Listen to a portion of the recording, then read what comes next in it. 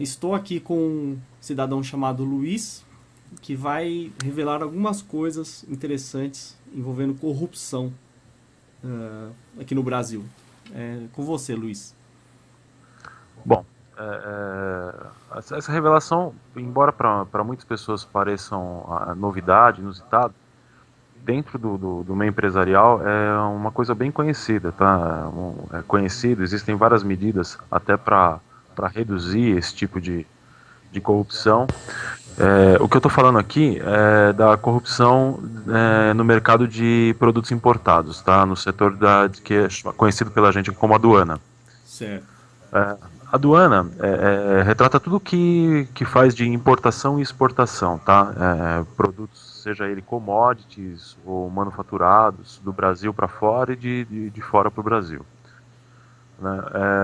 O que eu gostaria de deixar claro aqui para essas pessoas é que a minha experiência ela vem de dentro da Câmara de Comércio Brasil-China. Eu trabalhei na Câmara de Comércio Brasil-China. No Brasil existem várias câmaras, tá? Existem câmaras de comércio e desenvolvimento, câmaras de comércio, e a maioria dessas câmaras elas são abertas e desenvolvidas por chineses que migraram para o Brasil.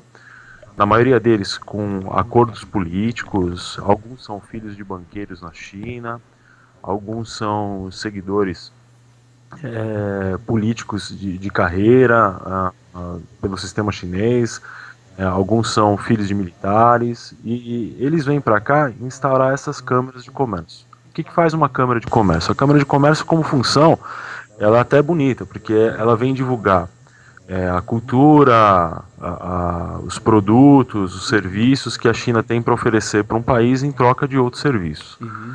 Né? O Brasil existe uma balança comercial, onde você produz determinados produtos, exporta esses produtos, e em troca você importa os produtos de determinado país. Tá? O maior interesse da China no Brasil é o minério de ferro. Tá? O minério de ferro, muitas vezes eles vêm buscar açúcar aqui também, é muito comum comprar. O que se vê muito é empresas como Vale do Rio Doce, a Rio Tinto, que hoje pertence à maior parte da Rio Tinto, hoje foi vendida para a China. Muitas pessoas não sabem.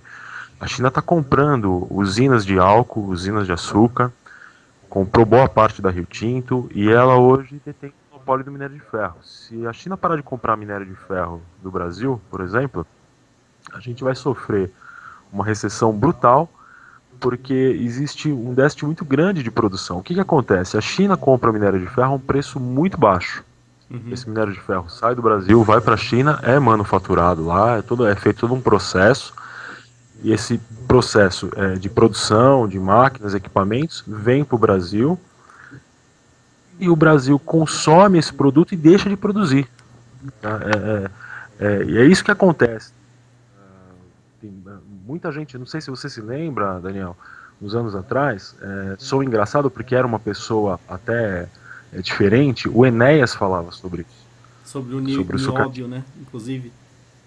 sucateamento do Brasil. O Brasil vende todo o terreno, todo o minério, a preço de banana, esse produto é manufaturado, entra aqui por uma fortuna, por um preço maior do que vale, e desempregando indústrias brasileiras. O Brasil ele sofre de uma desindustrialização há mais de 14 anos. Ele não investe em ensino, em nada. Você não tem hoje dentro do país nada que faça valer a pena dentro de tecnologia. A gente não detém tecnologia de nada. Tudo que você compra de eletrônico vem da China, de tecnologia desenvolvida no Japão, nos Estados Unidos. O Brasil não desenvolve nada. Você pega a maior indústria aérea que tem no Brasil, ela produz os aviões com componentes importados, esses componentes, a maior parte hoje vem da China. Né? Agora, eu só estou fazendo essa explanação, estou estendendo um pouco para que as pessoas entendam um pouco desse mundo. Sim, não, pode ficar à vontade. O maior problema disso tudo, entendeu? Se não fosse a boa negociação, entendeu? O sucateamento do país. Esse sucateamento, ele é proposital. Dentro da Câmara de Comércio, de todas, eu trabalhei numa das maiores câmaras de comércio Brasil-China, trabalhei junto com o presidente Tang, é um cara que dá entrevistas, é um cara famoso, ele passa em algumas emissoras, quem tem TV a cabo, às vezes ele dá entrevistas na Globo a cabo, E a China, ela pede para que se faça o seguinte: ela pede para que todos os produtos que sejam colocados, porque a eles interessa o quê? Encher container e despejar para cá. Não importa como, eles querem vender, eles querem vender. Eles estão industrializados, eles se prepararam. Hoje toda a área portuária da China, ela tem uma indústria paralela, ou seja, as pessoas instalaram fábricas encostadas em seus portos, diminuindo o custo logístico. Isso favorece a China de uma forma enorme, coisas que o Brasil há anos e anos poderia ter feito. Toda a parte de linha férrea do Brasil não foi tratada da forma correta. A gente simplesmente foi denegrindo. O Brasil está em queda livre e não está produzindo, não tem progresso nenhum nesse país. É tudo fachada, né? O grande progresso está no bolso dos líderes e olhe lá. Commodities, vamos falar de commodities, tá? Minério de ferro. Como é que funciona? O minério de ferro, ele é vendido para lá e ele é negociado como? Tudo parece dar intenção, quem olha de fora acha que o minério de ferro ele é negociado de uma empresa para outra. Na China não é. Quem negocia minério de ferro são os nossos líderes. O Congresso, Daniel, ele é uma verdadeira bancada de negócio. Aquilo ali, quem está lá para negociar. Quando vai um presidente, vai um líder político, um ministro, alguma coisa, sai daqui, vai para a China negociar, esse cara, muito provavelmente, a gente não consegue enxergar isso, mas eu escuto isso de dentro das altas camadas, porque eu trabalhei com commodities das altas camadas da Vale do Rio Doce, que eles são comissionados, ou seja, o minério de ferro que o Brasil vende para fora paga uma comissão para os líderes governantes que estão no nosso país, tá? Isso inclui presidente e por aí afora. Tá, eu estou mostrando aqui, e isso não é, eu não estou falando só de Lula, de Dilma, estou falando de todos os outros, de gerações e gerações, Sim. e ninguém quer mexer. Sempre foi Entendeu? assim. Aquilo, o Congresso é um balcão de negócio, tá? Negócios internacionais. O cara que é eleito presidente, ministro, o cara tem um poder de negociação que a maior parte das pessoas não faz a menor ideia do que é isso. As Sim. pessoas não entendem, não conseguem enxergar isso. O poder de negociação que se tem dentro do Congresso é muito grande. Você enxerga tudo lá dentro. Você sabe as empresas, o que elas produzem, o que ela precisa. Você tem toda essa visibilidade.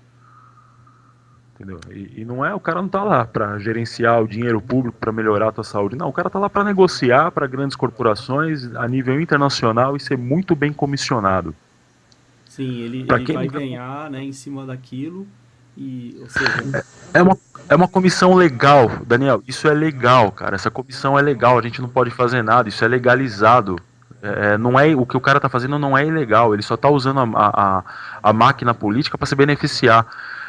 O ilegal é ele viajar para negociar e ganhar comissão com dinheiro público. Isso é ilegal. Agora, ele ser comissionado não é ilegal. tá. Entendeu? Existem algumas regras, algumas leis que a gente não que desconhece, que é um fosso de lei que desmoraliza o país a cada dia, porque ninguém tem culhão para mexer, né? Porque o Brasil ele é regido por leis que defendem presos políticos aí por aí afora. E o Congresso é um tremendo balcão de negócios, tá? E usufruindo desse balcão de negócios, a China ela explica o seguinte. Explica não, eu estou explicando. Na verdade, a China fala o seguinte. Ela pede que os empresários da China venham até o Brasil e negociem seus produtos com preços muito menores do que os produtos que são vendidos aqui dentro. Como é que eles conseguem esses preços muito menores?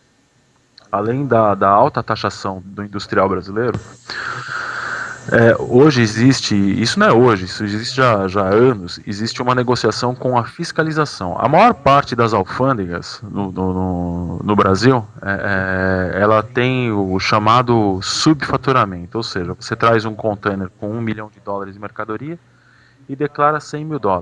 Tá. Muitas dessas cargas são apreendidas, tá? Existem muito. Existem fiscais sérios trabalhando, mas existem muitos fiscais que negociam a liberação dessa carga. Isso ainda acontece, são os chamados esquemas. O governo da China tem consciência disso e ele pede, tá? Isso em reuniões dentro da Câmara, tá? Com o presidente da Câmara cita lá para os mais íntimos, eu já presenciei isso, que o governo pede para agir da seguinte forma. Olha como é grave, Daniel, olha como a coisa é feio, né? Como dá vergonha de ser brasileiro essas horas. Ele pede o seguinte, subornem os fiscais. Fazendo isso, nós conseguimos atravessar nossos produtos sem pagar impostos, ou seja, os produtos vão entrar no país a um custo muito menor, quebrando a concorrência da indústria interna. E outra, não pagando impostos, nós vamos colaborar para enfraquecer o governo e o sistema fiscal. Isso vira uma bola de neve, isso não tem fim nunca. Uhum. Quando você faz isso, e nós não estamos falando de uma indústria, nós estamos falando de um país do tamanho da China, com milhares de indústrias em vários segmentos que abrange o país inteiro. Tá, eu não estou falando da Câmara de Comércio que está vendendo peça de carro, não. Os caras vendem de tudo. E não precisa ser nenhum gênio da lâmpada. Quem conhece a 25 de março sabe muito bem do que eu estou falando. Não, e tudo que a gente tem, praticamente, qualquer pessoa que estiver ouvindo, tudo vem da China, né? Não tem... É muito difícil, né? Sem exceção. Você não ter alguém que não tenha nada da China, né? A Zona Franca de Manaus, para você ter, é uma tremenda palhaçada, porque você vê produtos com embalagem escrito Zona Franca de Manaus, você abre esse produto, você compra um celular da Zona Franca de Manaus, que supostamente seria industrializado aqui no Brasil, você abre e descobre que dentro desse celular tem uma placa que é fabricada na China. Entendeu? É impressionante isso. E o governo faz vista grossa para isso. Entendeu? Alguém está ganhando isso com certeza. Isso não vai passar em branco. Uhum. Entendeu? Como isso aqui, o Brasil tem uma cultura de corrupção e por mais que a gente lute contra, eu tô aqui, você tá aí fazendo um trabalho querendo eliminar a corrupção, querendo abrir os olhos das pessoas, as pessoas simplesmente não querem ver, as pessoas fingem que não é com elas. O cara fala, você fala mal do PT, você fala mal do PMDB, do PSDB, a gente começa a atingir as camadas que do cara que a gente coloca para trabalhar pra gente lá, começar a trabalhar com político, com partido político, são referências que o Brasil tem que a população desconhece. A população não sabe o que de fato faz um partido, o que de fato faz um político. A memória do brasileiro é uma memória curta, todo mundo sabe disso. Agora, a grande pilantragem que tem da commodity é que isso é um câncer. A China é um gafanhoto, Daniel. A China, ela entra num país, ela mina toda a estrutura desse país, ela começa a trazer equipamentos, suprimentos, que a gente poderia estar produzindo aqui com o nosso minério de ferro. A gente não tinha que mandar o minério de ferro para lá. A gente tinha que fazer o minério de ferro produzir aqui, dar emprego para quem está aqui. Entendeu? O Brasil tem gente que tem capacidade, e assim, é intelecto cultural, entendeu, do Brasil. Por mais que a gente fala, o brasileiro não sabe votar. Não sabe mesmo. O brasileiro não entende nada de política. A gente devia ter, isso aí devia ser uma matéria colocada em sala de aula, para o cara aprender desde pequeno. Mas o governo não quer, e dificilmente isso vai acontecer. Então, Luiz, eu inclusive só queria destacar que, assim, não querendo, né, como eu sempre critico aqui o PT, mas durante o governo Lula, foi claro, a aproximação com a China foi muito maior. Eles deram uma preferência clara, assim, rejeição aos Estados Unidos e preferência para a China.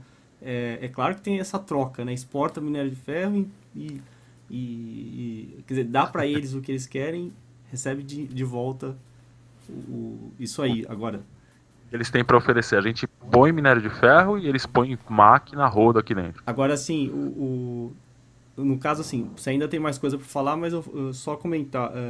Teve denúncias aí recentes, inclusive relacionando o Michel Temer, se eu não me engano, no Porto de Santos. E, né, eu não sei se você sabe alguma coisa, e também do Roberto Requião, se eu não me engano, do Porto de Paranaguá, lá no Paraná. O Porto de Santos é o maior entreposto aduaneiro do país. Tá. Paranaguá, que fica no Paraná, é considerado um dos portos mais favoráveis, porque o que acontece? O cara hoje ele usa uma trade do Paraná, e o Paraná tem uma série de isenção fiscais para quem importa pelo Paraná. Certo. Mas desde que a empresa esteja lá. Mas isso aí é fácil de mascarar. Você usa um entreposto fiscal do Paraná alegando que a importação é para uma empresa lá, e depois você simplesmente vende isso a custo muito baixo. Você já subfaturou o produto, você já eliminou uma série de impostos. Sim. Entendeu? Qualquer custo que vier com uma taxação acima, já foi calculado em cima disso. Ou seja, além deles terem, digamos assim, o benefício, por exemplo, lá na China, de ter uma mão de obra bem mais barata, menos onerosa, eles ainda têm essa forma, que é uma trapaça, né, que é pura corrupção, para entrar aqui com um custo muito menor, né? E isso, o que mais espanta é que isso é divulgado daqui para lá. Ou seja, os empresários no Brasil, os sanguessugas, né, que estão aqui, que exploram esse mercado, eles levam essas informações para lá. E a China não está preocupada com direitos autorais, isso não existe lá. Entendeu? Não existe leis de direitos autorais, eles não estão preocupados, eles estão preocupados em manter a produção. A grande preocupação da China é manter aquela parafernália de indústrias que eles montaram funcionando sem parar. Uhum. Para isso, eles precisam despejar tudo e qualquer tipo de produto, seja de ponta ou não, e se ilude quem acha que a China não tem qualidade de produto. Tá? A China, ela hoje, você tem a Foxconn, que é a empresa que fabrica o iPhone, todos os produtos da Apple, é fabricado na China. Uhum. A maior indústria de tênis da Nike fica na China. Grandes indústrias aqui no Brasil, uma empresa de cadeado, se eu não me engano, a Papais ou a Pado, eu não lembro qual delas exatamente, ela fechou um pátio industrial enorme e montou um conglomerado industrial na China. Então, Inclusive a Foxconn ficou famosa por aqueles casos de suicídio, né? Vários suicídios de trabalhadores. Né? A forma de protesto dos trabalhadores, eles são culturalmente tão submissos que a única forma de conseguirem se fazer valer era se jogando do alto da empresa. A empresa chegou a colocar redes de proteção para evitar que essas pessoas se suicidassem. Quem viu a matéria pôde acompanhar o absurdo. Incrível. Há pouco tempo atrás a gente pôde acompanhar uma imagem chocante de uma menina que foi atropelada e foi simplesmente ignorada por vários transeuntes. O vídeo tem aqui no YouTube. Isso mostra o tipo de educação e eu não falo isso da boca para fora, Daniel. A gente está caminhando para esse tipo de cultura. Tá? O brasileiro tende a caminhar para isso também, para essa simples, para não ligar, porque a gente já não liga para muita coisa. Né? O brasileiro é um povo muito pacífico, muito submisso. Né? Aqui é a terra das oportunidades, a terra da alegria. Todo mundo está te roubando e ninguém quer saber de mudar, ninguém quer fazer nada. Exatamente. A corrupção aqui é vista como algo, né? Daqui a pouco vai ser cultural, né? A coisa é feia. Mas voltando lá, o maior problema da China trazer seus produtos, passar esses produtos pela alfândega a um custo baixo, além de enfraquecer o governo, que para mim só está tirando dinheiro da mão de ladrão, porque como é inflado o custo, né, de um deputado, de um senador, de um ministro, custa muito caro para o bolso da gente. Entendeu? Então, quando se fala em colocar dinheiro lá dentro, eu não sei o que é pior. Mas o problema é deixar de industrializar um país tão grande quanto o Brasil é. O Brasil hoje poderia ser uma potência controlada, não desenfreada, porque a China é uma potência desenfreada. A China, quando quebrar, vai arrastar muita gente com ela. Uhum. E assim, não dá para adivinhar quando isso vai acontecer, mas que vai acontecer, vai. Porque países como a Alemanha, agora com a crise que teve na Grécia, para quem está acompanhando o mercado econômico, o sistema econômico mundial, a Alemanha já está tirando algumas empresas que ficavam na China, ela tá removendo. A Alemanha já percebeu, Daniel, a Alemanha já se tocou disso. A diferença cultural é que a Alemanha não tem as mordomias que o Brasil tem. Só que os impostos da Alemanha não são tão abusivos quanto os nossos aqui. Uhum. Então, a gente está fadado a ficar, a ser dependente desse mercado chinês, e quando a China falir, até a gente acordar e começar a industrializar o Brasil como se deveria ter feito há 10, 15 anos atrás, entendeu? A gente vai sofrer uma crise, e essa crise não vai ser pequena. Tá? Tudo aqui é interligado, as pessoas não se dão conta disso.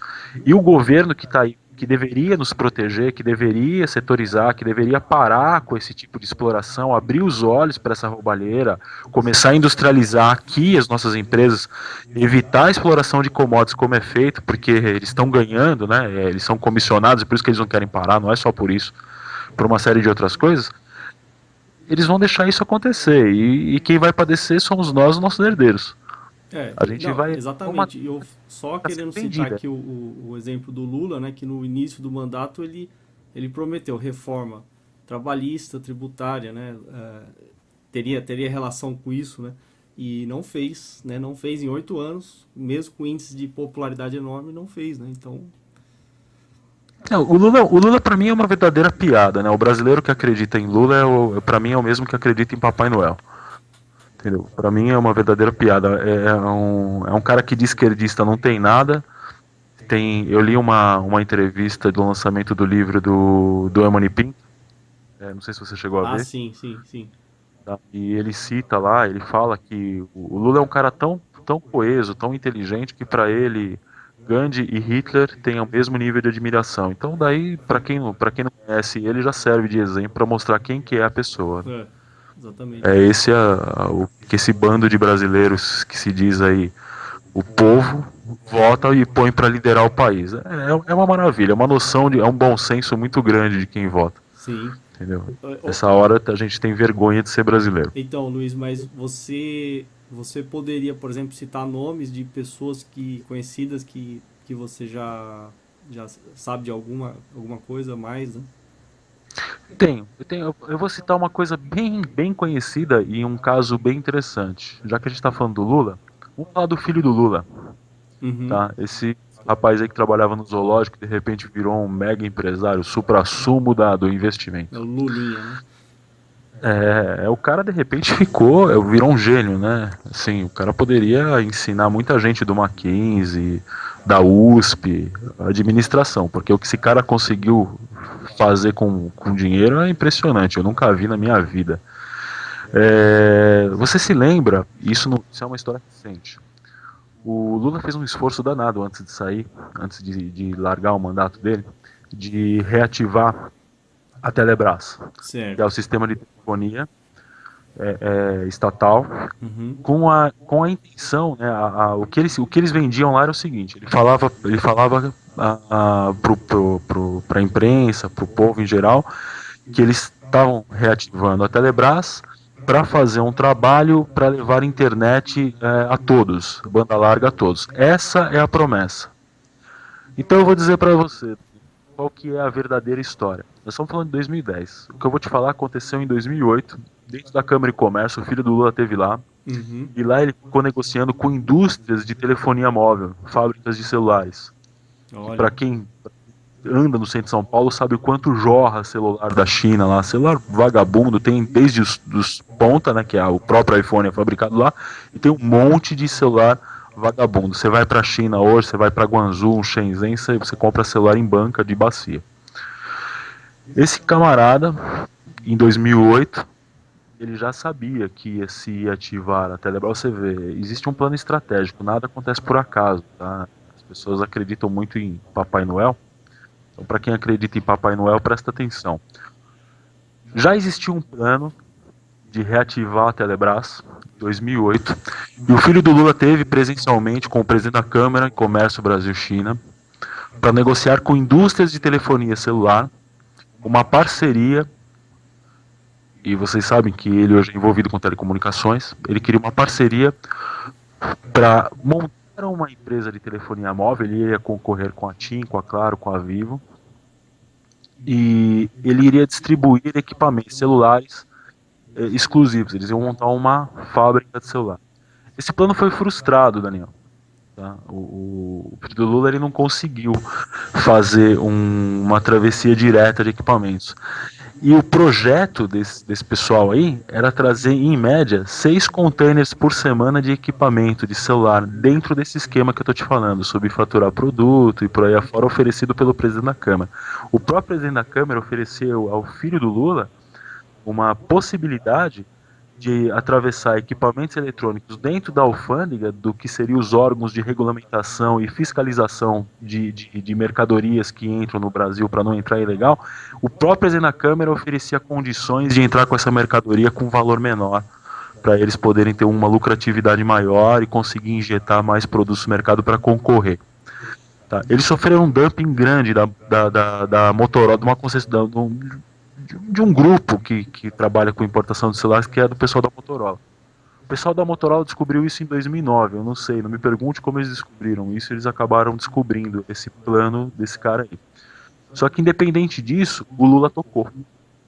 E essa empresa ainda está em projeto, isso está em andamento, isso ainda pode acontecer. Então fica um alerta aí para os seus ouvintes, se de repente o filho do Lula abrir uma empresa aí de telefonia móvel e começar a distribuir celular, tá? Vocês já ficaram sabendo aqui um pouco antes. Interessante. E ele sabendo, pelo que você disse, assim, o presidente da Câmara, no caso seria O presidente quem? da Câmara ofereceu para ele a oportunidade de trazer esses aparelhos a um custo menor. Então, mas no caso, bom, você poderia citar o nome do presidente da O Câmara? presidente é o Tang, o presidente da Câmara, o mais famoso presidente da Câmara que tem em São Paulo é o Tang. Tá.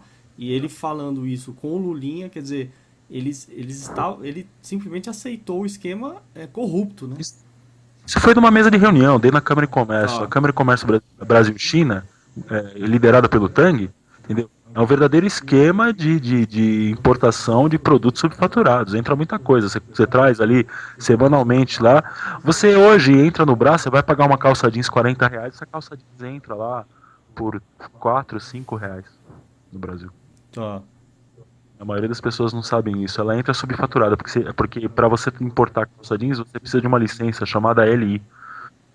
E para você importar um produto desse, você tem que pagar um mínimo de impostos para que esses impostos façam esse produto chegar a um preço equivalente do produto fabricado aqui, para não concorrer com a fabricação aqui, com as fábricas aqui. Aham. E mesmo tendo essa LI, é despejado toneladas e toneladas de mercadoria diariamente no centro de São Paulo, e essas mercadorias são distribuídas a nível Brasil. Entendeu? E significando que essa LE é ignorada. De alguma forma, isso é burlado dentro das alfândegas. E ninguém do governo faz nada. Isso está quebrando o Brasil e ninguém faz nada. Muito provavelmente porque deve ser muito lucrativo para alguém. Sim. Ou seja, quando a gente ouve aqueles discursos de é, proteger a indústria nacional, não sei o que e tal, na verdade eles já sabem tudo que está acontecendo e não fazem nada, né? Eu vou te mostrar como eles protegem. Aqui em Suzano, se você. Em Suzano existe um EAD, né, chamado Porto Seco. Em Suzano EAD Porto Seco existe um armazém da própria General Motors. A General Motors importa uma série de mercadorias. Existe agora uma isenção de impostos para determinadas empresas. Só que a General Motors, não é só a General, não estou falando só da General Motors, estou falando da Volkswagen, estou falando da Ford, estou falando de uma série de empresas aí que utilizam este mercado para trazer peças de reposição que são fabricadas lá fora. O Brasil poderia estar fabricando essas peças, Daniel. A gente poderia ter uma série de indústrias fabricando. Essas peças são industrializadas lá fora, na China, são trazidas para cá subfaturadas. Imagina você ter um armazém e você ter um fiscal fixo lá 1, 2, 3 anos e você entrar com mercadoria todo dia nesse armazém, onde toda a fiscalização, toda a indústria, todo mundo que deveria ser órgão de fiscalização, proibir, inibir qualquer tipo de coisa ilegal, você ter essas pessoas diariamente lá, com facilidade de negociação, pagando propina. Essas pessoas são facilmente. Pra você ter uma ideia, a China entende que o fiscal brasileiro é altamente corruptível. Certo. Essa é a fama que os fiscais do Brasil têm lá fora. Tá. Tá? Essa é a fama que a gente tem lá fora. Não, vai lá, ó, você vai comprar produto no Brasil. Ah, no Brasil é fácil, você vai lá, acerta, só que pode chegar de surpresa. Você negocia antes, qualquer fiscal lá, tem os fiscais lá que negociam com você. Pode ir lá, quanto você vai trazer? 1 milhão? Não, declara que você tem 100 mil de mercadoria, paga lá 10, 15 mil para esse fiscal e ele te libera essa mercadoria. Ou seja, os portos então são verdadeiros antros de corrupção, né? Porque é, os fiscais, eles assim ganham dinheiro adoidado. Inclusive assim, quando você fala de produzir aqui, só para te passar o meu entendimento da coisa de fora, né? Eu sempre vi a coisa assim, por exemplo, o cara está produzindo aqui, se ele for seguir toda a legislação, ele vai ter que pagar impostos pesados, né? Vai ter que pagar encargos trabalhistas, vai ter uma série de burocracia, etc. Então, na hora que ele for chegar no valor final do produto, ele vai ver que muitas vezes ele não consegue concorrer com o chinês. Não consegue. Que entra Esse aqui, não. até aí eu, como, digamos assim, vendo de fora, eu estava supondo, né? Supondo, a gente está supondo de forma ingênua que as vias normais o sujeito vai pagar o que deve na hora que entra. Só que assim, pelo que você falou, quer dizer, o grande problema e o mais grave é no porto, né? Ali é que está o X, né, da questão. Tá, o produto importado, ele só é interessante quando ele é mais barato que o nacional. Você só vai comprar um importado quando ele é mais barato que o nacional. Sim. Porque hoje em dia você tem muito produto nacional de boa qualidade. Sim. Entendeu? E na maioria das vezes ele se torna mais barato porque a fiscalização não é feita da maneira correta. Porque as leis de proteção da indústria brasileira, ela existe. A lei, ela existe. Existe uma taxa, você tem uma série de impostos que é cobrado num processo de importação. Você traz um produto. Esse produto ele tem uma nomenclatura chamada de NCM, Daniel. Uhum. Esse NCM, o que ele é? Ele é um número, é como se fosse uma lista telefônica, uma bíblia, vamos dizer assim, tá? Um dicionário onde existe uma numeração, essa numeração diz exatamente o que você está importando. De acordo com essa numeração é que é feita a taxação. Então essa numeração, essa codificação toda que a Receita Federal coloca, essa maquiagem, é tudo muito bonito, olhando de fora é tudo muito bonito. Você tem lá uma numeração do produto, então esse produto significa que ele é uma caixa de madeira ou uma placa de metal, assim, isso tem uma codificação. E para essa codificação é aplicado aos impostos. Esses impostos são aplicados para que esse produto de fora se iguale a nível de custo aos produtos produzidos no Brasil. Essa seria a lei de proteção, tá, dos produtos de exportação para não concorrer. O que não é coerente é que o produto brasileiro, as indústrias, o que nós estamos assistindo é uma quebradeira de indústrias brasileiras, é só indústria fechando. Você pega Franca, que era a maior indústria de calçado que tem no Brasil. Você entra numa feira de calçado, vai conversar com essas empresas, o pessoal tudo reclamando, Daniel, que eles não aguentam mais concorrer. Grandes empresas de Franca estão fechando, estão se desindustrializando, vendendo equipamento para abrir espaço para se tornarem distribuidores de produtos chineses.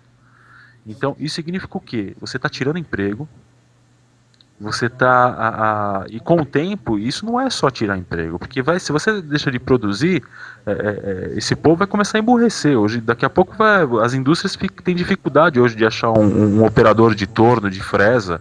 As pessoas não sabem mais operar a máquina, ninguém mais tem interesse, porque isso aí não está virando. Não compensa você produzir, quando você compra pronto lá fora, vende e ganha mais. Não, agora só comentando o seguinte, porque, por exemplo, vamos pegar essa questão dos tablets, né, que a Dilma fez aí esse alarde todo, né, e anunciou redução de impostos, né, para serem fabricados aqui, vai ser instalada a fábrica, né, tal.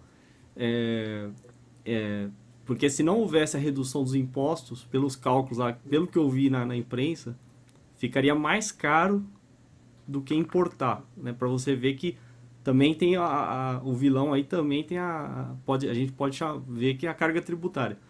Agora, assim, é claro que quando você fala tão claramente que há um esquema de corrupção ferrado nos portos, é claro que isso fica absolutamente perverso pro brasileiro, né? Porque aí não há quem consiga concorrer, né? Porque se eles já têm um custo menor lá e chega aqui e ainda tem esse esquema nos portos, então o cara que fabrica aqui não há quem consiga, né? Tudo é muito simples, Daniel. É tudo muito simples. Eu vou tentar resumir para que fique claro, para que todo mundo possa entender. Tudo isso é muito simples, tá? As indústrias, a taxa de imposto, tudo é dinheiro que vai na mão do governo. O governo só se importa com a quantidade para encher o próprio bolso. Sim. Eles querem engordar o cofre do governo. Tá? Eles engordam o cofre do governo, o deputado custa uma fortuna e eles não oferecem serviço de qualidade para a população, mas eles querem dinheiro o tempo todo. E como é que eles operam isso? Tá? No caso das indústrias, da matéria-prima, da industrialização e das importações, é fácil de entender.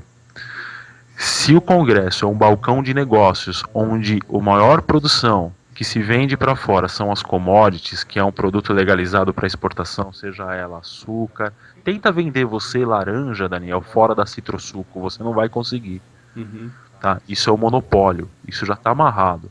tenta vender minério de ferro fora da Vale do Rio Doce, você não vai conseguir, porque você não vai ter transporte, as linhas ferras já estão todas amarradas, todo mundo isso já tem dono.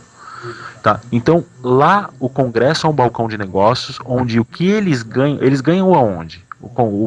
Esse pessoal que se elege, que está lá com o poder na mão, consegue ganhar dinheiro aonde? Negociando commodities para fora. Tá? É assim. Se você industrializar o teu país, você vai reduzir a venda de commodities, você vai ter que vender esse minério de ferro aqui dentro. E vender aqui dentro não dá dinheiro para eles, Daniel. Sim, o que dá dinheiro para esses caras é vender para fora. Uhum. Então eles querem que a gente quebre mesmo, que as empresas quebrem, que a gente continue comprando lá, porque a China oferece uma fortuna para mandar a mercadoria para cá e para comprar minério. Isso é uma negociação feita em alto escalão. O povão não faz ideia do que é. E o cara fica reclamando emprego, não, porque o Lula vai melhorar minha vida. Vai melhorar sim. Entendeu? Ele vai vender um monte de minério de ferro, vai comprar um monte de máquina ficada lá fora, e se você não tiver dinheiro, entendeu? Você vai ficar sem emprego e vai ficar usando esse produto vagabundo que você vai comprar na 25 de março com a micharia que você vai ganhar achando que o nosso salário é um salário digno. A maior tributação fiscal que existe dentro das indústrias a nível mundial é a do Brasil. Sim. Tá? Não existe uma tributação maior. Tá? O pessoal vem falar de outros países, não, porque tem a tributação de um país tal, não sei o que, é um pouco maior, não sei o que. Ela falou, não, peraí, meu amigo. Tributação de um único produto, de um determinado item, porque esse item ele fere alguma coisa relacionada à saúde e ele é colocado a tributação lá em cima e esse dinheiro é revertido em saúde. Se você entrar num hospital lá, eu vi um vídeo faz alguns anos do Michael Moore falando sobre saúde pública e me espantou que todo mundo falava de saúde. Eu tô falando nisso porque há pouco tempo atrás, aí, com o descobrimento do câncer do Lula, você postou um vídeo, virou uma polêmica toda, e o pessoal falando pro Lula se tratar no SUS e não sei o quê. E isso tudo assim, me incomodou um bocado. Foi um dos motivos pelo qual eu contactei você e quis colocar você e os seus ouvintes a par de tudo isso que eu sei. Certo. Entendeu? E nesse vídeo eu vi uma coisa tão engraçada. O cara, eu não lembro que país que era, na Inglaterra ou na França. O cara foi visitar um hospital e lá todo o tratamento, independente de quem você é, da sua classe social, todo o tratamento médico é de graça. Não existe hospital particular nesses lugares. É tudo de graça. Aí ele se espantou, o Michael Moore se espantou e falou, se é tudo de graça, por que tem um caixa? Aí o cara falou, aquele caixa é para caso você precisar de dinheiro para ir embora, você vai lá, pega e eles te pagam um ônibus. Então isso é um nível de cultura é tão diferente do que a gente vive aqui, do que a gente está acostumado, entendeu? Aqui você vai para um tratamento do SUS e se você não tiver dinheiro, você não consegue prioridade. Se você tiver uma doença grave e não pagar o diretor do hospital, você vai morrer. Entendeu? Você não vai conseguir nada. Eu tenho amigos que já precisaram de tratamento de transplante no SUS, tá? E eles morreram. Tá? Eles não conseguiram. E é hipócrita quem acha que é mentira, que isso não é verdade. Todo mundo fica endeusando aí o pessoal do governo, e não é só o Lula, tá, Daniel? Eu vou deixar bem claro aqui que isso daí, essas leis não foram alteradas há anos e anos. Tá? O Lula prometeu, é uma hipocrisia acreditar que esse cara se elegeu da forma que se elegeu e não fez porcaria nenhuma, né? Porque ele falou que era um amigo do povo, era um homem do povo, e pro povo ele não deu nada. Ele navegou no boom das commodities, que é o que nós estamos falando aqui. Todo mundo fala, não, o Brasil melhorou. O Brasil não melhorou por causa do governo. O Brasil melhorou porque o mundo inteiro existiu, dentro do fator econômico, do plano econômico, existiu uma grande exploração em função da explosão do produto chinês, em função da Porto, na época de 5, 6 anos atrás, da zona do euro, o mundo inteiro começou a trocar mercadoria, entendeu? E comprar commodities, comprar produtos e vender produtos. O Lula só estava lá nesse momento, ele não fez nada que favorecesse, ele só deu continuidade ao que vinha fazendo o Fernando Henrique e o pessoal de trás, mudou uma coisa ali, uma coisa aqui, mas planos de governo que realmente interessasse ao povo, como diminuição de idade penal, como essas coisas... o político que rouba não ter fórum privilegiado, isso ninguém muda, o cara que tem. O cara que. No Brasil, o político que rouba, ele não. Em que momento esse cara devolve esse dinheiro? Esse dinheiro é público, esse dinheiro é do povo. Se você entrar no Congresso, abrir a carteira de um político e pegar R$ 10, você tá lascado, cara. Não, exatamente. É igual esse caso aí do recente do ministro Lupe, né? Ele falou que devolveu as passagens, as que ele usou lá, as diárias lá, que ele usou que não deveria. Mas assim, por causa das denúncias, né? Quer dizer, então se não tivesse denúncia, não ia devolver. Como se o fato de devolver já acabasse o problema, né? Como se ele não tivesse roubado, né? Exatamente. É absurdo. Você abre a carteira de alguém, tá? Eu simplesmente entro no banco, vou lá, roubo o cofre do banco, aí a polícia me pega lá fora, eu viro pro gente e falo, não, tô de volta. E acabou, né? E acabou, eu não fiz nada de errado. Então... a mesma coisa. Não, exatamente. Devido às proporções, é a mesma coisa. O governo acha que todo mundo é idiota, e todo mundo que acredita no governo, na verdade, são os idiotas. Então. Exato. Não, e tá cheio de gente que defende com unhas e dentes, né? Então. Tem fanatismo tem em tudo quanto é área, né? Não, então, Luiz, e só em relação a essa questão essa relação do comércio internacional e questão também de produzir aqui, inclusive eu até concordo, assim, quando você exporta, isso aí eu tô falando só para ilustrar aqui, não para você que você já sabe, mas quando você exporta commodities, quer dizer, você exporta a commodity, né, ou que seja o minério de ferro a um preço baixo e você vai importar o produto com valor agregado a um preço muito mais alto, ou seja, quem produziu lá, digamos que seja a China, né, tá ganhando bem mais no produto final, coisa que a gente poderia, ao menos, se não fabricasse, pelo menos desenhar aqui, né, igual você pega um iPad, né, desenhado na Califórnia, ainda que seja produzido na China, mas quem ganha dinheiro é quem faz o desenho, né? Aqui a gente não faz nada, né? Como você falou. A gente não faz nada. Tecnologia. A gente não cria nada, né? Não, e o governo não investe em cultura, em tecnologia, né? Você pega, eu conheci garotos que vinham da China, garotos mesmo, 22, 23 anos de idade, eles vinham participar das feiras aqui, a gente acompanhava quando trabalhava na Câmara, a gente acompanhava esses garotos, aí você perguntava pro cara, e como é que é o estudo na China lá? Eu estudo numa escola pública. Mas, pô, você tá aqui como gerente internacional, tal, escola... Não, mas o governo lá, eu quando tinha 16 anos, eu me formei lá em representante internacional, e eles dão noção de engenharia de software, engenharia eletrônica, e você opta o segmento que você quer, o governo prepara você para essa profissão. É tão surreal, é tão longe, e se tratando de chinês, a gente acha que chinês é um povo, o pessoal fala, nossa, é um povo de cultura milenar. Eu não acho o chinês um povo inteligente. Haja visto pelo horrível caso daquela menininha lá, você vê como eles são desprezíveis, como eles não. Eles são. É um povo que maltrata as mulheres, eles são arcaicos, eles são antigos ainda. Sim. Entendeu? Você pega assim, a cabecinha deles, você fala, chinês é bom para negócio. Não, chinês não é bom para negócio. Vai você comprar numa loja da 25 de março, você vai ver como eles te tratam bem. Eles não atendem ninguém bem, eles não são bons para os negócios, eles simplesmente é um mercado oportunista, eles aproveitam o brasileiro que é ganancioso e corruptível e tiram proveito disso porque tá fácil. Tá? Você estava falando do minério de ferro, eu vou te dar um exemplo fácil de entender sobre a Vale do Rio Doce, um pouco tempo atrás, aí tentou bloquear a ida de minério cru.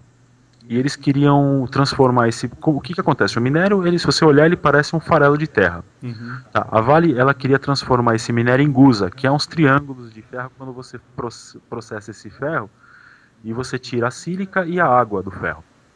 Uhum. Tá, o gusa, ele seria vendido por um preço mais alto. Só que para tirar a sílica e a água, você ia ter que fazer todo um processo, e isso envolve altas temperaturas e um custo de energia.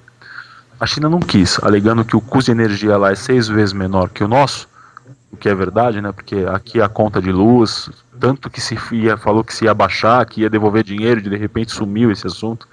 Tá? Qualquer tributarista pode te falar, Daniel, que a conta de luz é tributada, você paga ICM 3 vezes na conta de luz. Não, inclusive tem imposto sobre imposto, que o cálculo que eles fazem depois de incluir os impostos, eles ainda calculam sobre o que já foi incluído, né? Você paga 3 vezes, ela é tributada. Você paga imposto, depois você paga ele sobre ele e ele sobre ele de novo. É absurdo. Não, de ICMS acho que já vai metade, né, do que você... É absurdo, a roubalheira é muito grande. E é dinheiro que vai pro cofre dos políticos para fazer melhoria pro país, melhoria essa que não existe. Então, eles quiseram fazer o Guza. Vão mandar para lá, a China falou que não, que a energia é 6 vezes mais barata, aquela energia podre, que eles usam energia de carvão, né, uma poluição desgraçada lá. E eles têm lá. E a gente tem com energia muito mais barato com as hidrelétricas aqui, não consegue fazer energia com custo mais barato lá. E já tem um contrassenso. Você fala, como é que eles conseguem com aquela monte de gente e a gente aqui não consegue? Quer dizer, conseguir consegue, né? O governo rouba tanto a população que não sobra para melhorar. Tá? E aí tá a nossa presidenta agora, a Dilma, que teve bem perto, ela pôde fazer alguma coisa e acho que não fez muita coisa. Por isso que eu não acredito que ela vai fazer muito estando como presidente, porque quem pôde fazer a diferença aonde esteve não fez, agora como presidente não vai fazer mesmo. Feito essa proposta, a China não aceitou, a Vale queria vender o minério e deixar o lucro aqui, né, porque você transformando o metal em gusa, você ia vender esse minério mais caro e ia ter mais lucratividade no produto interno bruto. A China falou não, e o Brasil simplesmente baixou a cabeça. Tá? Não, vamos vender minério, porque se for vender o gusa eles não vão comprar. Eles comprariam sim, porque o Brasil é um dos maiores produtores de minério de ferro, eles não têm muita opção. Entendeu? É porque isso daí ia envolver diminuição. No final foi uma decisão, digamos assim, política.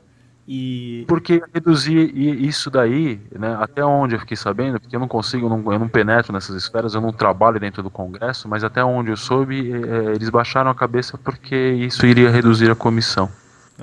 Tá explicado, né? Você entendeu? É isso daí. Não, e inclusive, só para constar aí também que o caso da Vale, né, a gente sabe que também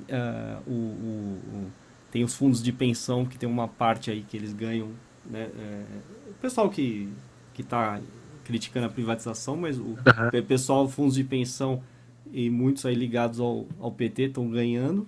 E o Lula, no governo dele, ele tentou, né? Tentou de tudo para ter mais influência nela. Aí o Agnelli acabou saindo, mas assim, como você falou, aí no final aí foi uma decisão política, né? Quer dizer, ela queria uma coisa, né? Ela foi num sentido do que você falou do Guza, mas assim, a decisão política prevaleceu aí em detrimento nessa negociação. A intenção da Vale, a Vale não é a Vale é uma empresa privada. Então ela foi privatizada. Tá, a intenção era aumentar a lucratividade, como toda empresa quer. Toda empresa cabe lucro. Exatamente. Ela queria aumentar, só que o minério de ferro, ele é uma commodity, ele é vendido com ações políticas. Quem vende o minério de ferro não é a Vale, não é o vendedor da Vale que vai lá bater na indústria chinesa, quer comprar minério de ferro? Não. Entendeu? Não é assim. Isso é feito dentro da esfera política. E a Vale tentando aumentar a lucratividade, a China simplesmente falou que não queria, bater o pé, e o governo brasileiro, em vez de proteger a indústria aqui no Brasil, proteger o mercado brasileiro, proteger o nosso produto, ele falou, não, então vamos deixar para lá, vamos vender isso assim mesmo, porque ele percebeu que o vendedor, né, que é o líder, né, ia ter que baixar aí a sua comissão. Isso não ia ser interessante. Algumas pessoas não sabem, Daniel, não sei se você chegou a comentar isso, mas há pouco tempo saiu uma lista das pessoas mais ricas do país e o nosso presidente Lula tá lá. Ah, sim, pra você ver, né? E que coisa, né? Agora com as palestras, que também tá ganhando, né? Então todo mundo aí da família dele se deu bem, né? É impressionante. Inclusive essa questão, só para complementar, essa questão de não defender o Brasil, quer dizer, defender outros países, isso aí você vê em outros casos. Você vê, por exemplo, o caso da Bolívia, né? O caso da Petrobras foi nacionalizada, o Brasil ficou de 4, né? Quer dizer, não fez nada. Ficou. Né? É engraçado, né? Essa atitude, né? Daniel, existem obras que dentro da área que eu trabalho a gente fica sabendo muito de obras dentro da área de governo, prefeitura, algumas coisas, a gente acaba descobrindo esses valores aí, porque a gente acompanha muito editais. existem obras de pontes que fazem travessia do Brasil para as fronteiras, países de fronteiras, que custam verdadeiras fortunas, obras superfaturadas. E a Transamazônica, você não demora, há pouco tempo mostrou matérias da Transamazônica em ruínas, né? Você não termina uma estrada e você constrói pontes a custos de milhões. Sem contar que no governo Lula, ele emprestou muito dinheiro, ele construiu muita coisa lá fora. Uhum. Ele construiu portos, aeroportos, ele ajudou muita gente lá fora, Venezuela, esse pessoalzinho, Cuba, aí. Né? O Porto de Mariel em Cuba, que tem até um vídeo aqui ele falando, né? Exato. Investiu muito, né, no exterior. Isso é uma coisa que volta e meia eu tento falar, mas o eleitor do PT daqui parece que não é sensível a isso. Parece que é uma coisa assim que a parte de exterior parece que é fora da realidade dele. Então não... o que esse pessoal devia entender, Daniel, o que devia, eu não sei, eu não conheço essa fórmula, eu não sei como fazer. Mas o que o pessoal do PT, esses fanáticos religiosos que não enxergam essas atrocidades que essas pessoas fazem, é que não existe partido. Uhum. Tá? Não existe partido. Hoje você olha, há pouco tempo atrás você via o Lula que abraça o Sarney, que abraça o Collor, e por aí afora. Exatamente. Tá? Isso não existe, isso aí é uma tremenda fachada, é uma sacanagem. Tá? Eles disputam entre eles lá dentro, mas não é pelo partido, são disputas pessoais, de negociação por áreas do balcão. É como se fosse traficantes na favela disputando a área da venda da droga. Uhum. Tá? Então o político vai lá, não, mas espera aí, essa parte aqui não é tua, aqui quem vai ganhar sou eu. E para mim, eu enxergo dessa forma. Tá? Não existe partido político. Fala, não, pô, mas o PT, o PMDB, para mim, cara, isso aí não existe. Então o petista, ele devia, assim como um fanático religioso, ele devia abdicar desse fanatismo, ele devia parar de olhar para o PT como se fosse o grande Deus da salvação, que não é. Eu tô falando coisas, fazendo denúncias aqui que são graves de corrupção e não são coisas novas, Daniel. O que eu tô te falando aqui não é coisa nova, isso aí já é antigo. Uhum. Tá? Eu só quero tornar isso público para que o povo comece a tomar um pouco mais de conhecimento e quem sabe o Ministério Público, que na época existiram denúncias que tinham documento. A gente estava falando no começo, eu não sei se chegou a gravar isso desde o início, a gente estava falando sobre os documentos para poder provar. Sim. Existem cópias de BL, a gente tem toda essa documentação, só que isso de hoje não vale nada, porque toda essa mercadoria já foi desconsolidada, ela já saiu de dentro do porto, essa mercadoria já se dissolveu, já evaporou. Tá. Na época que essa mercadoria estava dentro do porto, existia, assim como existiam outras pessoas que queriam fazer a coisa legal, porque a gente sabe da dificuldade da indústria, porque eu tenho amigos industriais aqui no país, e a gente sabe a dificuldade que esses caras passam com esse governo sanguessuga que existe. A gente queria denunciar, chegava lá quando eu comecei a falar, aquela carga lá assim, sabe? Cara, era uma vista grossa enorme. Ali a gente não entende bem, ali parece que existia uma caixinha, né? Que eles recolhem dinheiro e distribuem, porque os caras simplesmente não iam fiscalizar. Tá. Os caras não olhavam, eles não chegavam. Você fala assim, pô, o fiscal tá lá. Quem fiscaliza o fiscal? Quem que é o cara que... Você é fiscal da Receita Federal, Daniel. Eu queria saber quem é o fiscal que vai na tua casa saber os bens que você tem. Exatamente. Entendeu? Você é amigo do cara que vai te fiscalizar. Esse cara não vai falar se você tem um barco, se você tem um iate, se você tem uma mansão. Entendeu? Quem fiscaliza esses caras? Isso não é feito. Isso é tudo de fachada. Em tese, né, como você falou, deveria ser o Ministério Público, no caso federal, mas até parece que eles vão fiscalizar todos os, né, tudo que você acha? Não, se a população não se mobilizar, se as pessoas não começarem a cobrar, eu estou deixando claro aqui, notório, para todo mundo saber que essas coisas acontecem, as pessoas começarem a olhar para esse lado. Esse lado é um lado frágil que faz uma diferença enorme na vida das pessoas, porque todo mundo reclama de emprego, de condição. E essa entrada de mercadoria, essa venda dessa forma indiscriminada de produtos e essa compra de produtos, essa entrada de produtos sem ser fiscalizada da forma correta, esses produtos entrando mais barato e quebrando a empresa, isso vai sucatear o nosso país. E a China, o governo da China, eles estão se lixando pra gente. Eles não estão nem aí se o brasileiro passar fome, o que vai acontecer. Desde que a gente continue comprando, eles não se importam com o que acontece com a gente. Com certeza. Entendeu? E o governo, que é quem deveria nos proteger, está negociando com esses caras e está sendo comissionado por eles. Enquanto eles estão ganhando, a gente vai continuar a sucatear o nosso país, o país vai quebrar, Entendeu? As indústrias vão deixar de crescer, daqui a pouco o cara não vai saber fabricar um prego aqui, porque já perdeu a mão da indústria, entendeu? Ele vai ficar totalmente dependente da indústria externa, entendeu? E o governo vai... Hein, Luiz, o pior é que não é só dependente da indústria externa, é dependente praticamente de um país, né?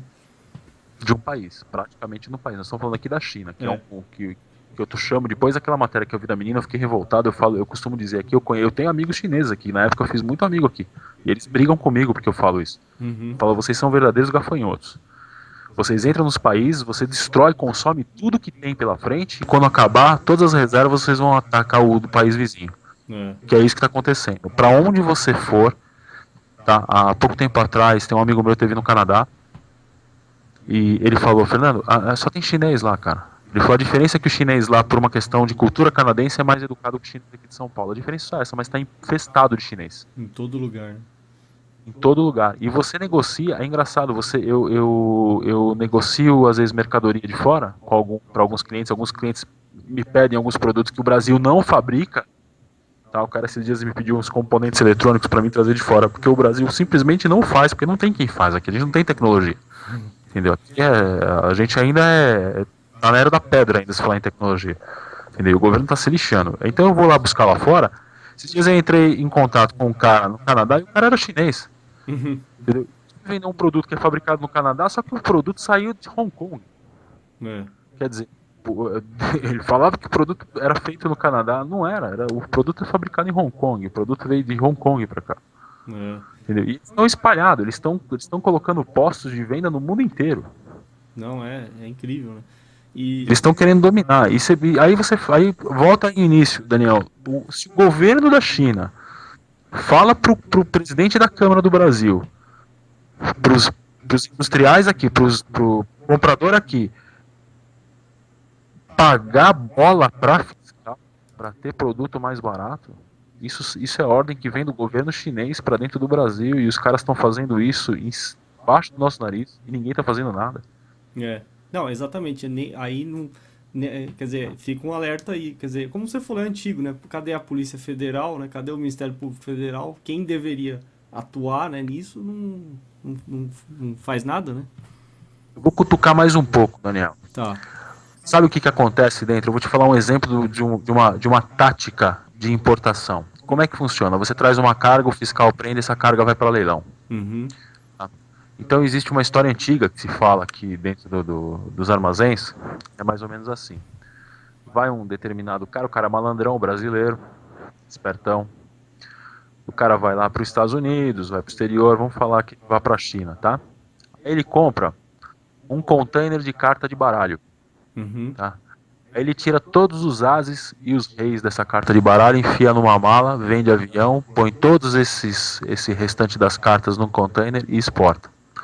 Chega aqui, ele larga essa carta lá, entendeu? Ele não vai mais tirar, essa carta vai para leilão. Ele não tem que pagar imposto, porque o leilão no Brasil de produtos importados, senhor Daniel, ele funciona da seguinte forma: você paga os custos de impostos e uma irrisória margem de lucro que não serve de nada, você tira essa mercadoria. Tá. Entendeu? O Brasil não aproveita isso. Entendeu? E esse dinheiro não é para ajudar ninguém, não é para ajudar a gente passando fome, não. Esse dinheiro é para custear as mordomias da fiscalização, a estrutura do depósito, do armazém, para isso. Tá? O leilão de mercadoria não é para ajudar ninguém, não. Tá? Os valores que saem da mercadoria ali não são representativos. Então, voltando ao assunto das cartas, você vai lá, o cara abandona essa mercadoria, isso acontece muito. O cara abandona essa mercadoria lá, isso vai para leilão. Quem é que vai querer comprar um container de baralho sem ás e rei? Você entendeu? É isso que os caras fazem. O cara pega uma máquina, ele tira a peça principal dessa máquina, que é pequena, envia isso de outra forma, tira essa peça a um custo de nada, larga essa máquina lá e tira a máquina no leilão. Isso acontece constantemente. Tá, é uma forma, né, de burlar. Exatamente. Bem fácil de... Né? Se você é industrial, você vai no porto e não sabe, vai lá que o fiscal te ensina. Então. O negócio tá feio, viu? E o governo sabe disso, há anos acontece. Eles implantaram há uns tempos atrás para tentar o radar, né, o Siscomex, o sistema que bloqueia a carga, que visualiza todos os erros. Só que isso tudo já é ultrapassado, já, o pessoal já tá dominando isso aí, já tá burlando. Você pega um monte de cara, é muito engraçado, né? O cara tem uma empresa aqui em São Paulo, a mercadoria para lá no porto de Paranaguá. Pô, não faz o menor sentido, cara. Por que você mandou isso pro Porto de Paranaguá? Seu depósito tá aqui em São Paulo, por que não manda aqui pro Porto de Santos? É. Porque o fiscal do Paranaguá é mais amigo. Não, e você vê que realmente é uma peneira furada, porque até lixo, né? Lixo era exportado para cá.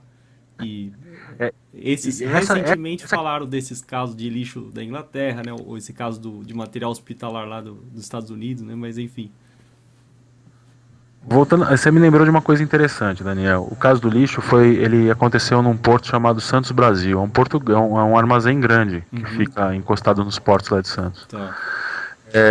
O que me faz lembrar que grande parte dos armazéns de Santos são dominados pela maçonaria. Ah, olha aí, tá vendo?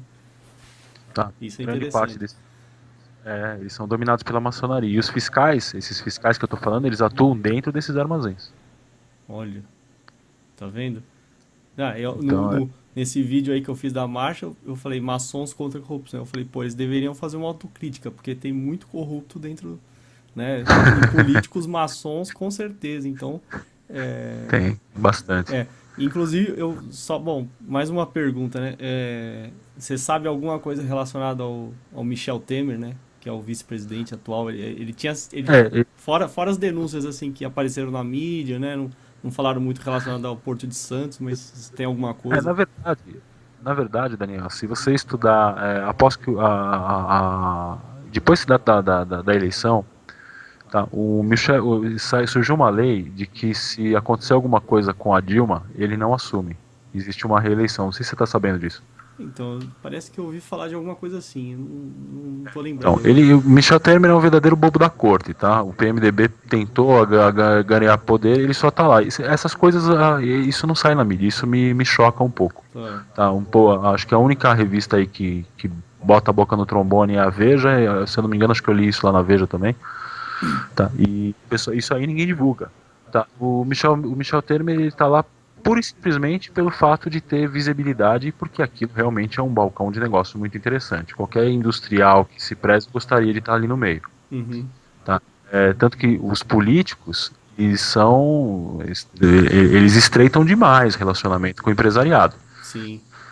Tá? A grande mudança da atitude política do primeiro mandato do Lula em relação ao plano de governo dele foi em relação a essa proximidade. Na hora que ele enxergou onde que ele estava, ele mudou muito. Ele mudou demais. Entendeu? Então, pra mim, ali a máscara dele caiu ali. Ele foi pra ajudar, quando ele viu ali que ele podia fazer muito mais por ele do que pros outros, ele falou, aqui que eu fico. Com certeza, com certeza. É isso que acontece. O Michel Temer, pra mim, nesse sentido, é o bobo da corte. Ele é mais um pau mandado. Ele é o tipo do cara que pensa que manda. Tá. Entendeu? E pra mim o poder dele é muito fraco. O PMDB colocou ele numa posição estratégica, só que em 2 mandatos o Lula fez um projeto para domínio desse balcão de negócios muito interessante. Esse projeto ele envolve cascas, como se fosse anéis de cebola, tá? De negociação. Conforme você tem um determinado posto, você consegue angariar determinados produtos, determinadas vendas e acesso. Tá? E o Michel Temer, ele entrou como vice-presidente, só que ele não pertence a esse grupo de acesso. Entendeu? O que se ouve falar dentro de pessoas que trabalham lá dentro, que têm acesso, de industriais que pertencem a esse pequeno grupo, que é um pequeno grupo, tá, Daniel? Não é um conglomerado de empresas que participa disso, não. Sim. São poucas pessoas. O Eike Batista que nos diga, né? Que ele é bastante beneficiado lá, né? E quem não conhece o Eike Batista vai estudar a história do pai dele, que vai saber como é que ele enriqueceu as nossas custas. Tá? E ele está querendo fazer para mim, o que está acontecendo com o Michel Temer, assim, eu não estou santificando ele não, muito pelo contrário, eu não gosto daquele cara também não, acho que é um tremendo picareta. O que está acontecendo com ele é que ele quis forçar a barra na penetração dentro desse esquema. E já arrumaram para ele rapidinho de tirar ele fora, de falar assim, vou ocupar esse cara com isso daqui, ele vai parar de me encher o saco, porque ele quis participar de algumas negociações e tudo indica que quem tava lá não gostou. Essa é a indicação. Agora, diretamente eu não sei o que foi que aconteceu, mas é isso que se fala dentro desse grupo industrial aí. Tá. E em relação, assim, o que eu falei do negócio dos tablets, né? Você sabe de alguma Aham. coisa que alguém vai se beneficiar disso tudo, assim?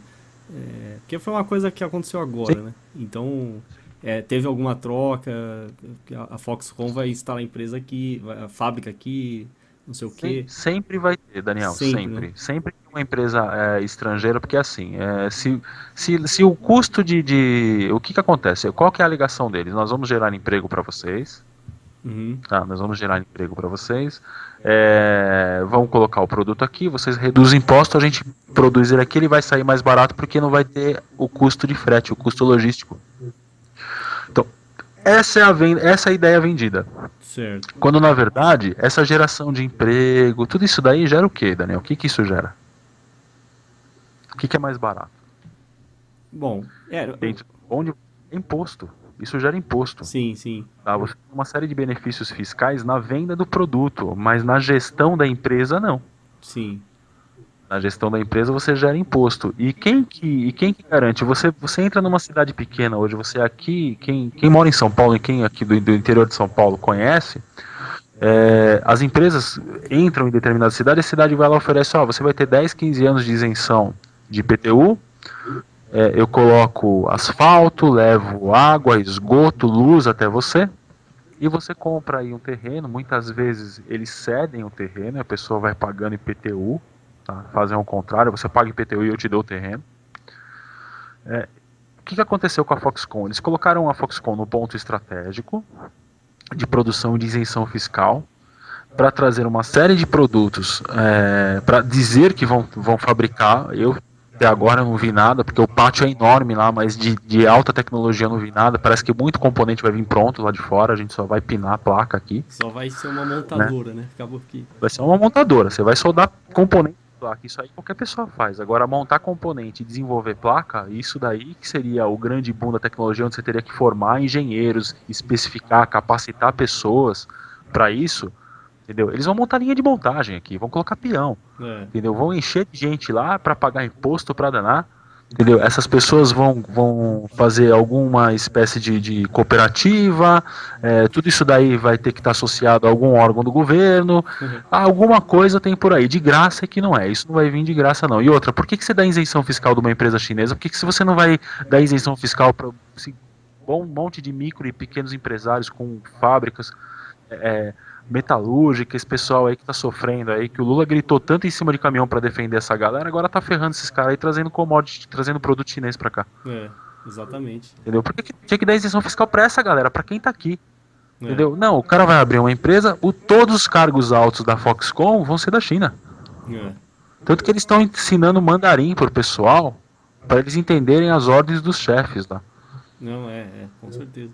Não, e outra Entendeu? coisa que eu queria relacionar é assim, aquela, saindo um pouco, mas ainda relacionado, aquela velha pretensão, né, do Lula, né, de ter um assento permanente no Conselho de Segurança da ONU, contando, inclusive, por exemplo, vamos pegar esse caso aí dos caças Rafale, né, que estava praticamente acertado, até agora não fez, mas assim, esperando, né, apoio da França, né, e a China também fazendo aquela coisa, porque a China tem um assento permanente, né, Tem. e comprando caça da França. E uma vez eu lembro de um consultor israelense que ele falou claramente, que falou que qualquer contrato militar tem corrupção. Ele falou que nunca viu um que não tivesse, né?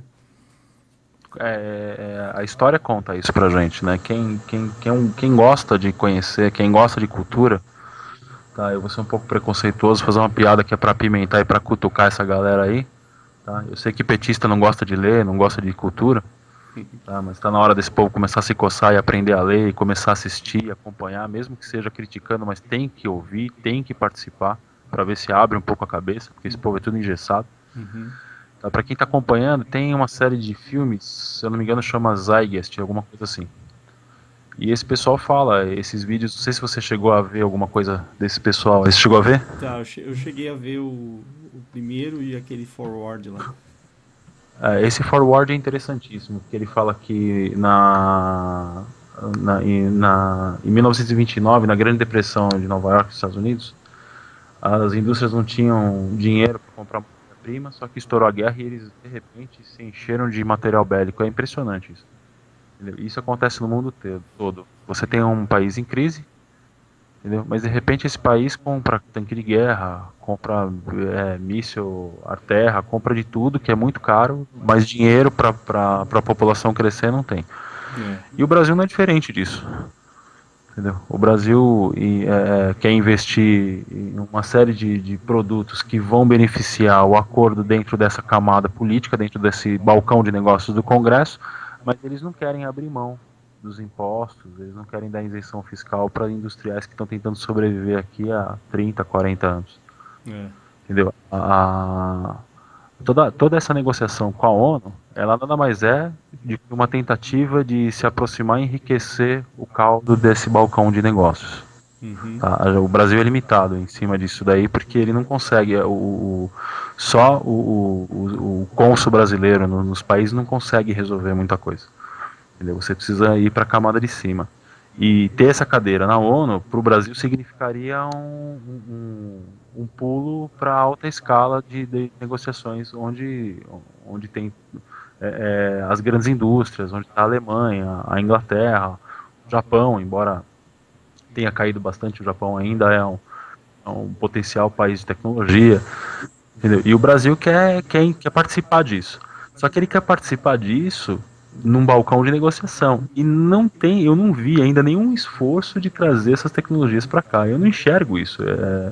Se fala tanto que das faculdades, da USP, do estudo no Brasil, que vem melhorando, que tem qualidade. Eu queria saber onde é que se forma um engenheiro eletrônico que faz alguma coisa realmente substancial. O Brasil tem potência para formar um Vale do Silício 5 vezes mais forte do que é o que existe na Califórnia. Tá? E falando em silício, é um outro commodity fortíssimo. O Brasil exporta para danar. E a gente vende isso aí a preço de lixo e compra as placas a preço de ouro. Luiz, a gente falou aí falou rapidamente, mas o próprio nióbio, né, que o Brasil tem as maiores reservas do mundo, né? É o maior produtor. Então, exatamente. Então, assim, eu acho que ficou bem claro quem que é o que coordena tudo isso, né? E depois faz um discurso lá para agradar a plateia, né? Daniel, entra governante, sai governante. O cara teve 8 anos e não fez nada. Não fez nada. Comprou voto com o Bolsa Família. Exatamente. Foi só o que ele fez. Esses dias passou uma reportagem, eu não acreditei, um jornalista da Rede Globo falando que um fazendeiro precisava de gente para colheita, pagava R$700, ajuda de custo, tudo o cara precisava, o cara não queria. Tá vendo? O cara queria ficar com o salário de R$160, R$150, eu não sei quanto que paga o Bolsa Família. Ele falou, não, e o repórter falou, mas se você for lá na fazenda, você tem emprego. Tem, mas você não vai lá? Não quero não. E o cara recebia Bolsa Família. É absurdo. Agora a Dilma acabou de aumentar o benefício para 5 filhos, né? Era 3, agora 5, então até aumenta a natalidade, né?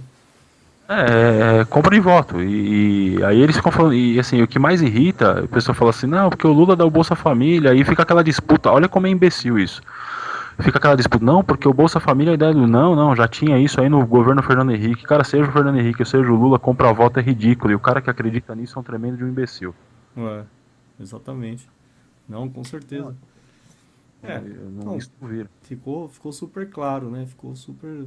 E, bom, tem mais alguma coisa assim que você queira acrescentar? Algum dado, alguma observação? O que eu queria falar, eu disse, que é em relação à ordem do governo da China para colocar dentro das câmaras de comércio aqui a ideia de que o Brasil é um país corruptível, e é de fato. E que quem negocia com a China tem o benefício de subfaturar e facilidades de negociar com a fiscalização, porque os próprios presidentes lá conhecem bem os fiscais. Existe toda uma fachada, tá, Daniel? Os fiscais dizem que não, eles aprendem que não, olha aí quanta carga da China a gente vende. Toda mercadoria que vem da China, ela automaticamente ela cai no canal vermelho. Tá, ela é bloqueada. Tá, isso significa que você tem que fazer uma vistoria da mercadoria. Tá? Mas se for acertado isso dentro do armazém com o fiscal vai lá, olha, finge que olhou e é aquela velha história, né? Eu fingi que vi, você também, passou, o dinheiro entrou, tá todo mundo feliz. Sei. Acaba que Assim, se o fiscal falou que tá certo, ninguém vai questionar e acabou, né? carimbou a saída, já era. É. Não, Depois que se exatamente. marca.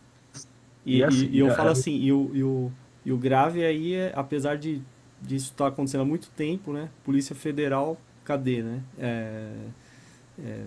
Que eu deveria. acho que é conivente, tá? Eu acho, embora a Polícia Federal tenha fazendo um trabalho brilhante aí nos últimos dias aí, mas nessa área eu acredito que seja conivente. Eu acho que isso aí deve ou alguém tá ganhando dinheiro com isso, eu não sei, não entendo. É tão delicado falar sobre isso, mas eu acredito às vezes que alguém deve ganhar com isso daí para fazer vista grossa, porque meu, é um caso tão antigo, Daniel. Você pega o Lau Quinchon, aí eles prenderam esse cara. Engraçado que, não, prenderam o líder da máfia chinesa. Cara, não parou de vir nenhum produto. Continua vindo tênis falsificado, óculos, vagabundo. Não, Continua a vindo gente, eletrônico.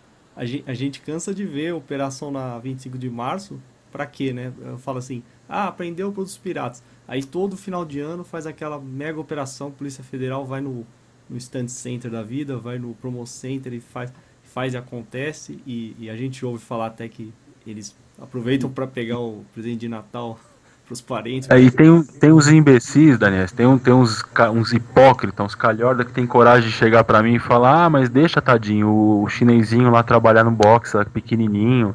Pô, ele precisa defender o quinhão dele. Olha como é que funciona, eu vou te dar alguns exemplos. Eu conheci um chinês, em 6 meses ele veio pra cá sem dinheiro. Ele veio aqui para ser explorado pela colônia chinesa. Em 6 meses ele comprou um carro zero, um Fusion zero e um apartamento na aclimação. Para quem não sabe, a aclimação é reduto da máfia chinesa, tá? A maioria deles moram lá. Tá. É muito bonito, né? É uma pena para os brasileiros que moram lá, mas foi tomada pela essa galera. A Liberdade, que era um bairro japonês, está virando um bairro chinês agora. Uhum. Ah, você sabe quanto custa o aluguel de um box na galeria 25 de março? Quanto? Um box de 5 metros quadrados lá, de 2 por 3, com segurança e tudo, custa R$ 10.000. Tá. Tá? É um preço de um galpão. Uhum. Você paga num box. Os donos das lojas, né? Porque tem cara lá que tem 5, 6 boxes lá. Os donos das lojas falam o seguinte: que se você montar um box, tá? Isso em conversa, bate-papo de café que se faz ali nos bar ali do lado. Qualquer um que quiser saber vai saber. Tá? Não precisa fazer uma polícia inteligente, não. Uhum. Eles comentam o seguinte: que qualquer um que tiver com box que faturar, Daniel, eu estou falando faturar, tá? Menos de 70 a 80 mil por mês, pode fechar e ir embora. Tá.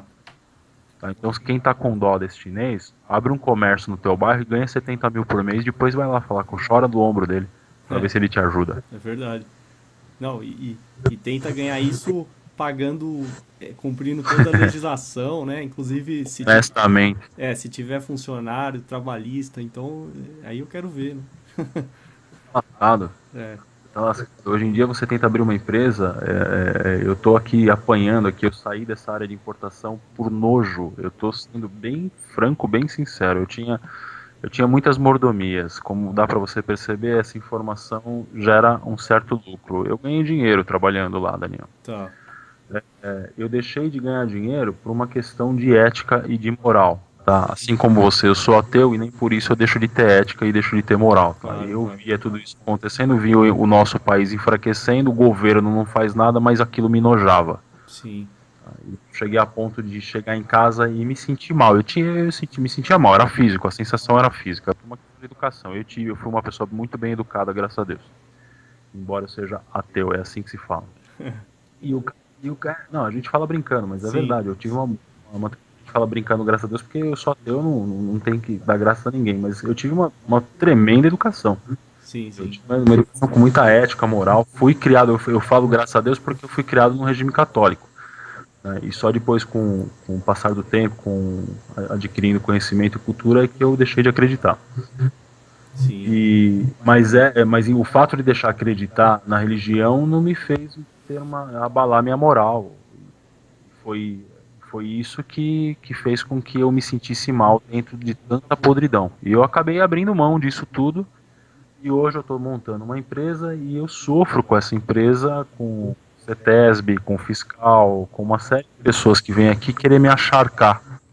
Tá? Porque se a fiscalização fosse honesta e justa, se a CETESB fosse um órgão correto, entendeu? Eu não ia ter tanto problema. Os caras não vêm aqui para te ajudar.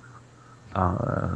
Ninguém vem aqui para fiscalizar e falar o que você tem que fazer para melhorar. Não, eles vêm aqui para te pedir dinheiro mesmo. Sim.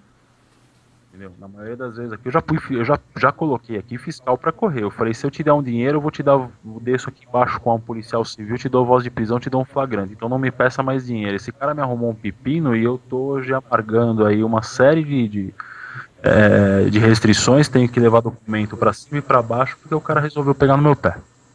Então é para isso que ele serve. Ou seja, se o empresário não é massacrado pela legislação, pelas regras, pela carga tributária, ele é massacrado pela corrupção. Quer dizer, então tá ferrado dos dois lados, né? Pergunta para qualquer empresário. Você já ouviu falar no termo blindagem? Uhum. Sabe como que funciona?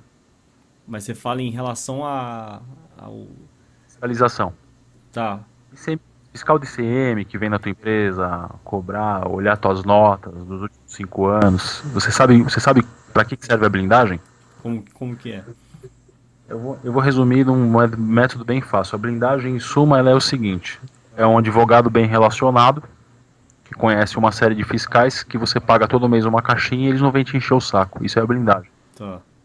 É como se fosse que a gente chama de, né, a gente chamou de mensalinho, quer dizer, todo mês lá você paga e o cara faz vista grossa.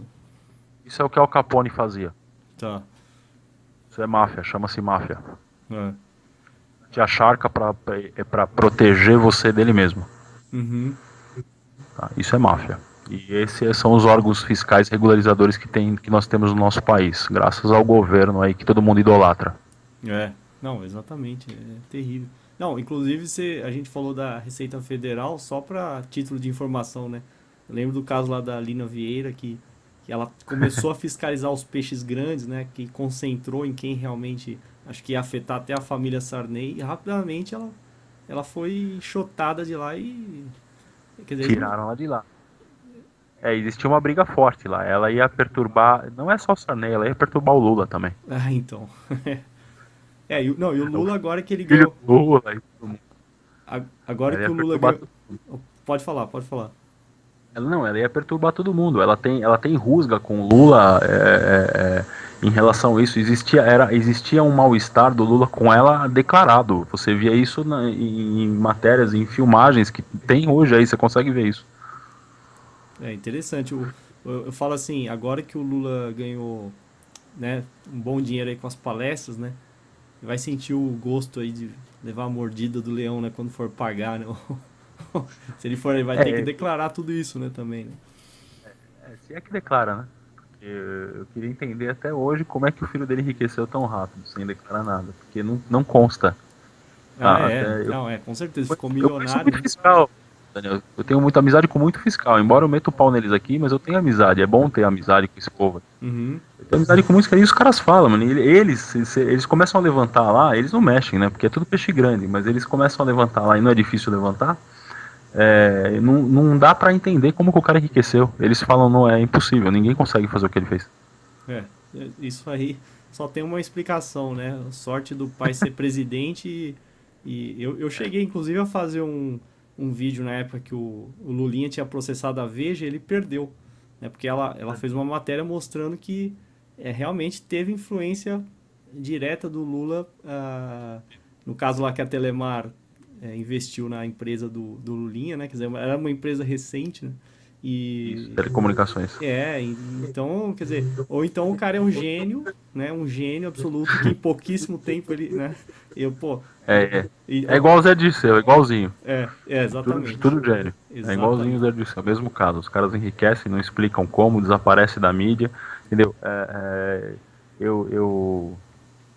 Eu peço aí ao seu canal, você e as pessoas intelectuais que tem, filósofos, antropólogos, seja lá para quem for, cientista político, começar a trabalhar não em divulgar o que vem acontecendo, mas o que a gente precisa, Daniel, são pensadores. A gente está precisando de gente que pense em uma forma de mudar essas coisas, porque tá ficando claro e notório, tá? Quem quer saber hoje sabe, hoje você tem acesso à informação, não é difícil você obter informação, dá para saber das coisas, tá? É diferente de anos atrás onde as pessoas escondiam, hoje em dia já não se esconde muita coisa, as pessoas denunciam mesmo. Uhum.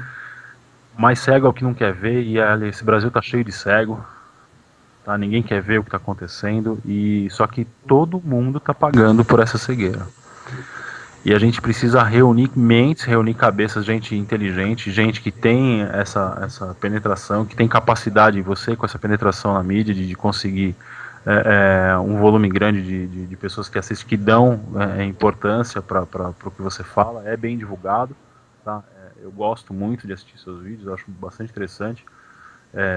Acho que essa denúncia precisa acontecer num valor maior.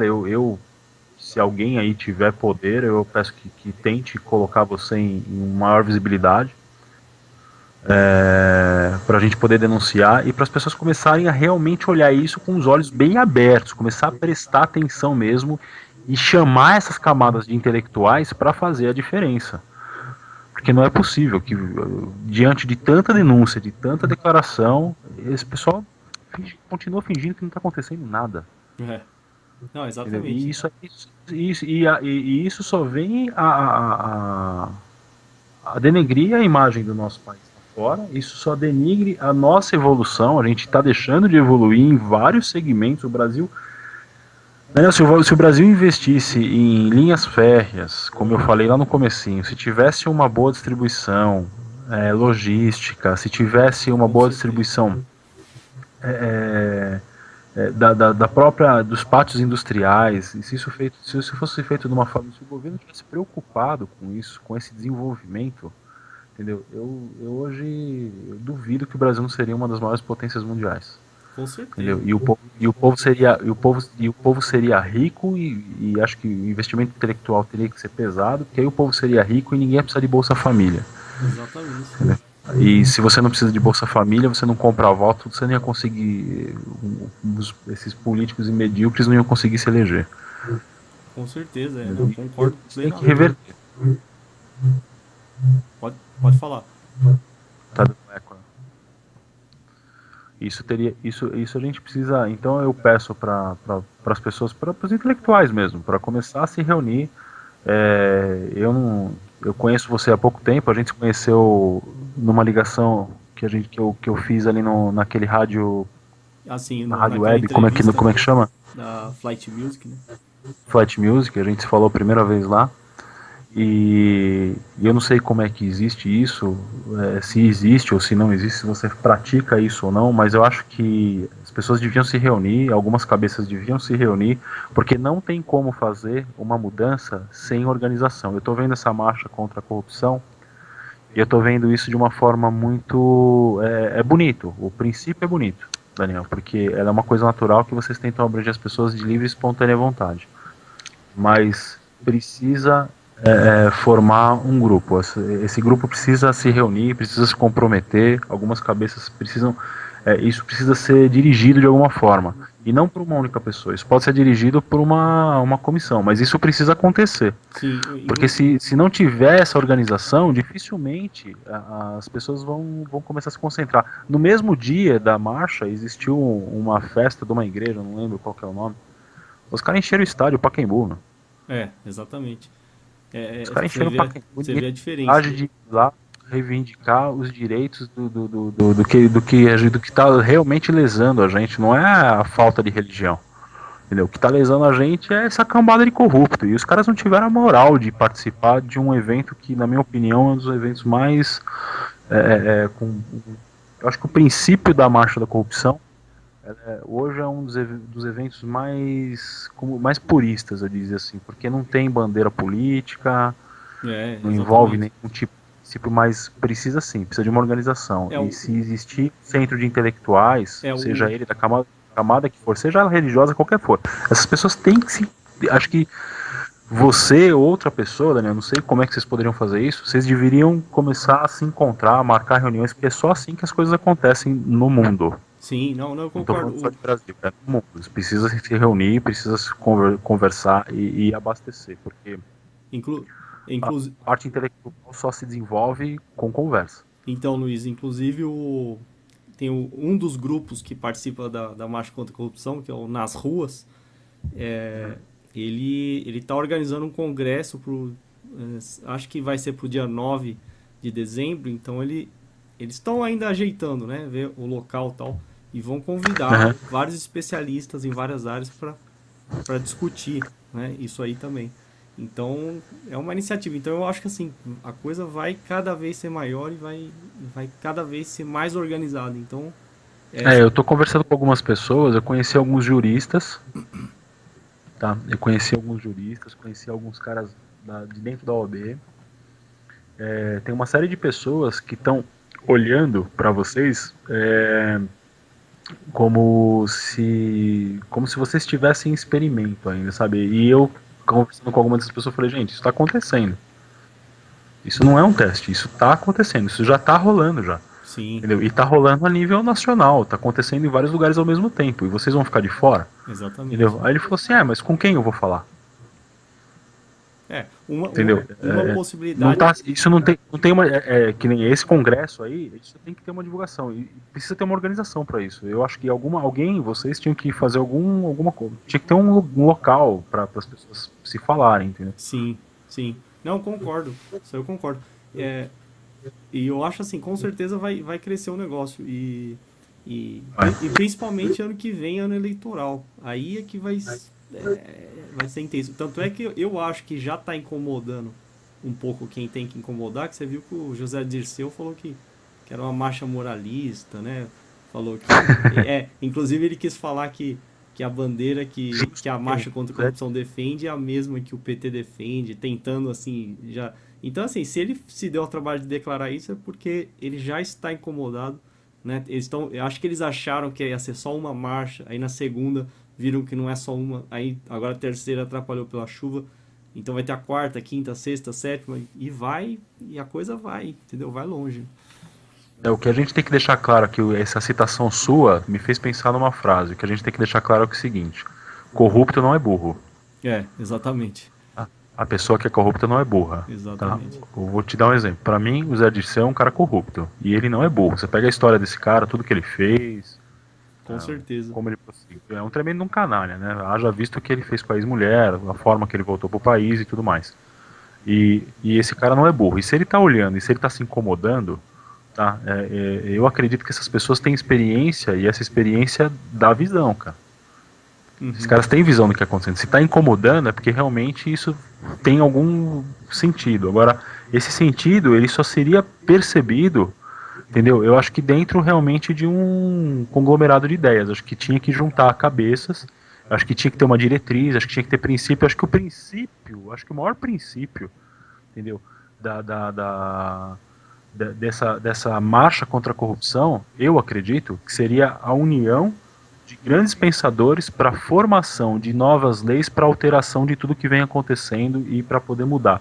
Eu acho que tinha que começar com coisas de transparência dentro do Senado, com o fim do fórum privilegiado. Acho que esses deveriam ser os princípios. Isso tinha que mudar de uma forma assim imediata, entendeu? Inclusive, Porque é só fazendo isso que você vai conseguir começar a realmente defender a quem interessa, que é o povo. Porque esses sim. caras não estão nem aí, não. Não, inclusive uma das demandas, né? Porque a gente fala assim, marcha contra a corrupção, as pessoas pensam que é um protesto vago, né? Mas na verdade tem demandas claras e projetos reais, né? Por exemplo, o projeto do senador Pedro Tax para tornar crime hediondo a corrupção é um projeto que Uhum. existe, né? E isso é uma coisa que a gente apoia. Projeto, por exemplo, para tornar Que o obrigatório. CQC, diga-se de passagem que o CQC banalizou, né? Exatamente. O É. projeto para tornar voto aberto no Congresso, né, para não ter, igual aquele caso da Jaqueline Roriz, que a gente não sabe quem foram os 265 que absolveram, né, eu gostaria de saber a ficha limpa que está no Supremo, né, emperrada, né, Então, assim, agora outros que eu não me lembro agora, mas assim, são coisas reais que o Congresso poderia sim apreciar, só que com certeza não é do interesse deles, né? É óbvio. Mas assim, com a pressão devida, vai chegar uma hora que vai ficar insustentável. Porque quanto mais gente tiver pressionando, não vai ter. Ou então eles perdem os votos, né? A gente vai ter que divulgar quem realmente é contra e vão perder votos, né? Assim, Não, vai perder. né? E Tem já que a fazer. começar no ano que vem, porque vai ficar muito claro aí quem que tá a favor, quem tá contra, né? Não é possível. Por exemplo, vou citar um exemplo que não é o caso do ano que vem, mas um deputado eleito do PT, o Cândido Vacareza, né, que é o líder lá, ele se Aham. declarou radicalmente contra o voto aberto. Então, assim, na minha opinião, é um cara que não merece voto só por isso, Não, né? E parte do princípio que qualquer político eleito ele é um servidor público. é, Se ele está a serviço do público, tudo que ele faz, ele tem que relatar ao público. Que é quem exatamente. paga o salário, que é quem coloca ele lá. Por que ele não quer mostrar? Exatamente, porque, né? Qual que é o que ele quer realmente esconder? Eu acho que o cara Tá muito bem intencionado, né? Com o bolso dele. terrível, né? Então, aí você vê como é que é, né?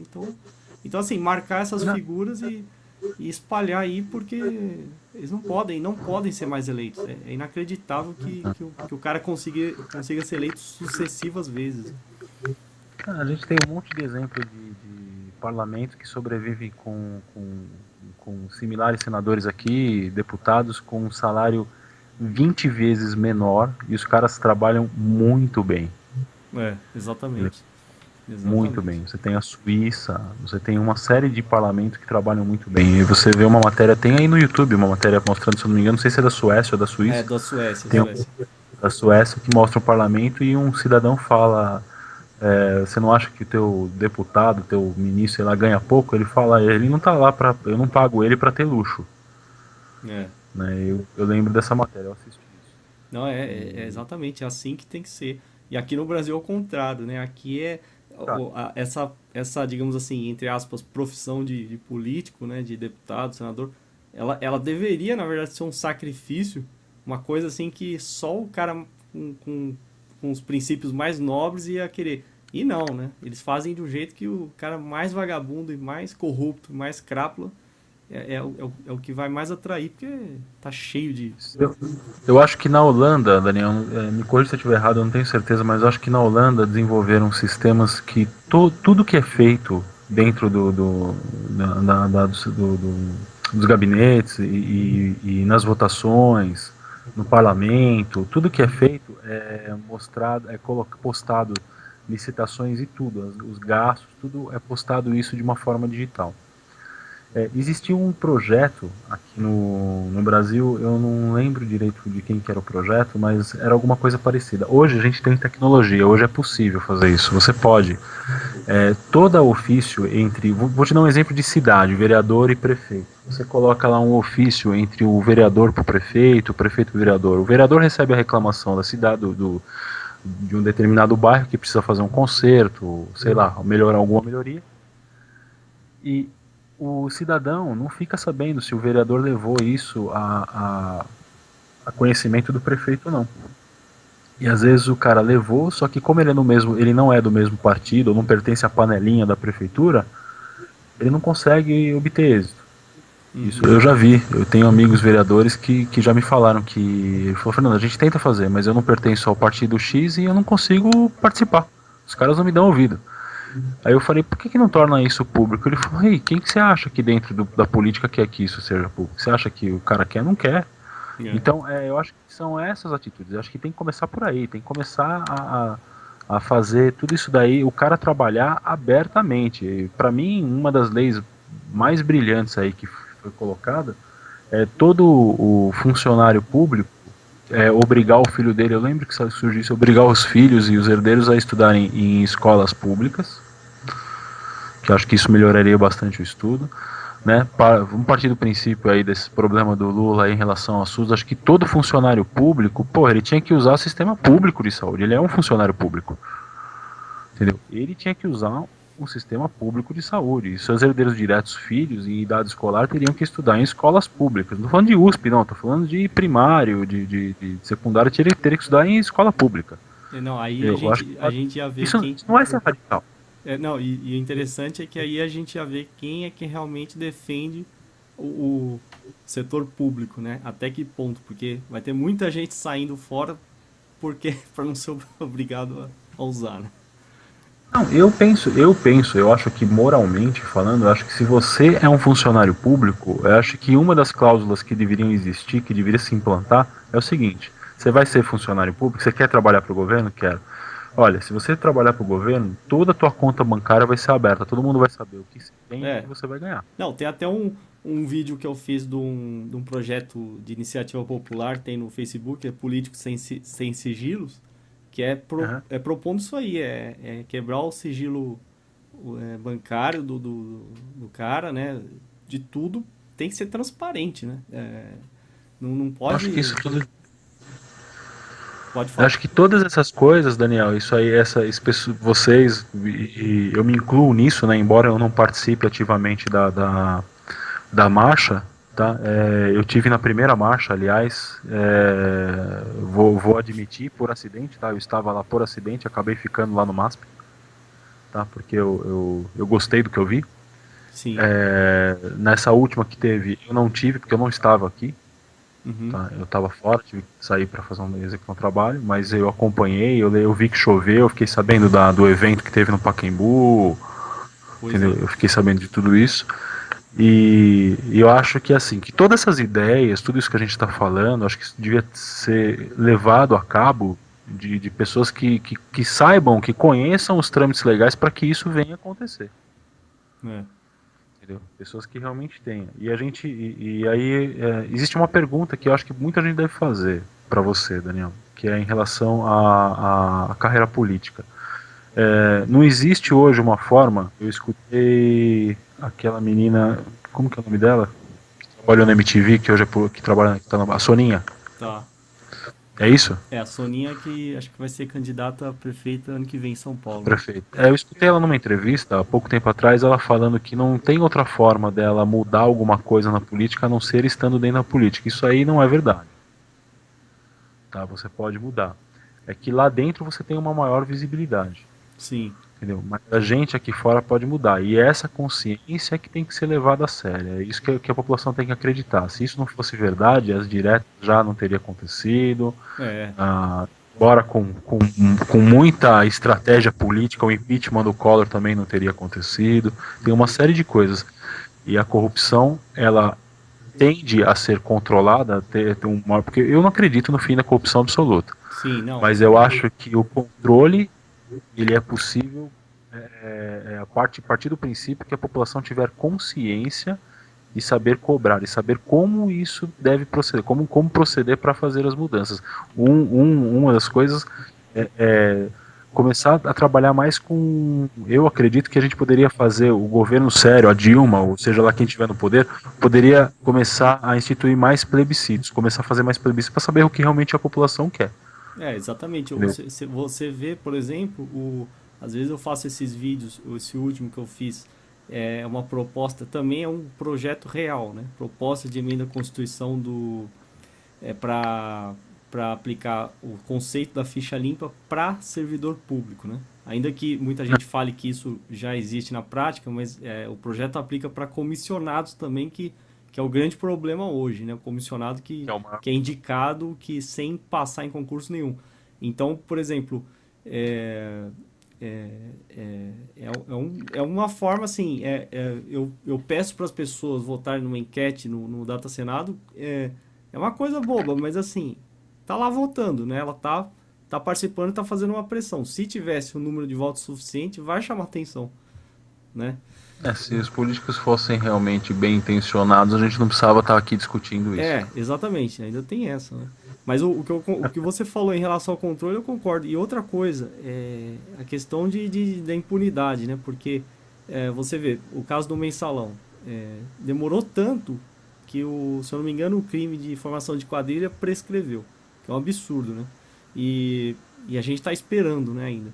Aquela vez lá que o José Arruda foi pego. Teve o vídeo lá, Aham, pegando dinheiro.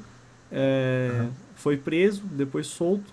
Mas teve ministro do STJ que achou um absurdo o governador ser preso, né? Que nunca tinha acontecido. Então, assim, tem umas coisas Mas em relação ao judiciário também que teria que mudar bastante, né?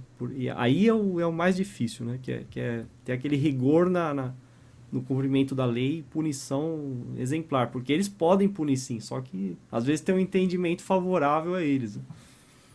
com exceção do Lalau, quem é que devolve o dinheiro? É.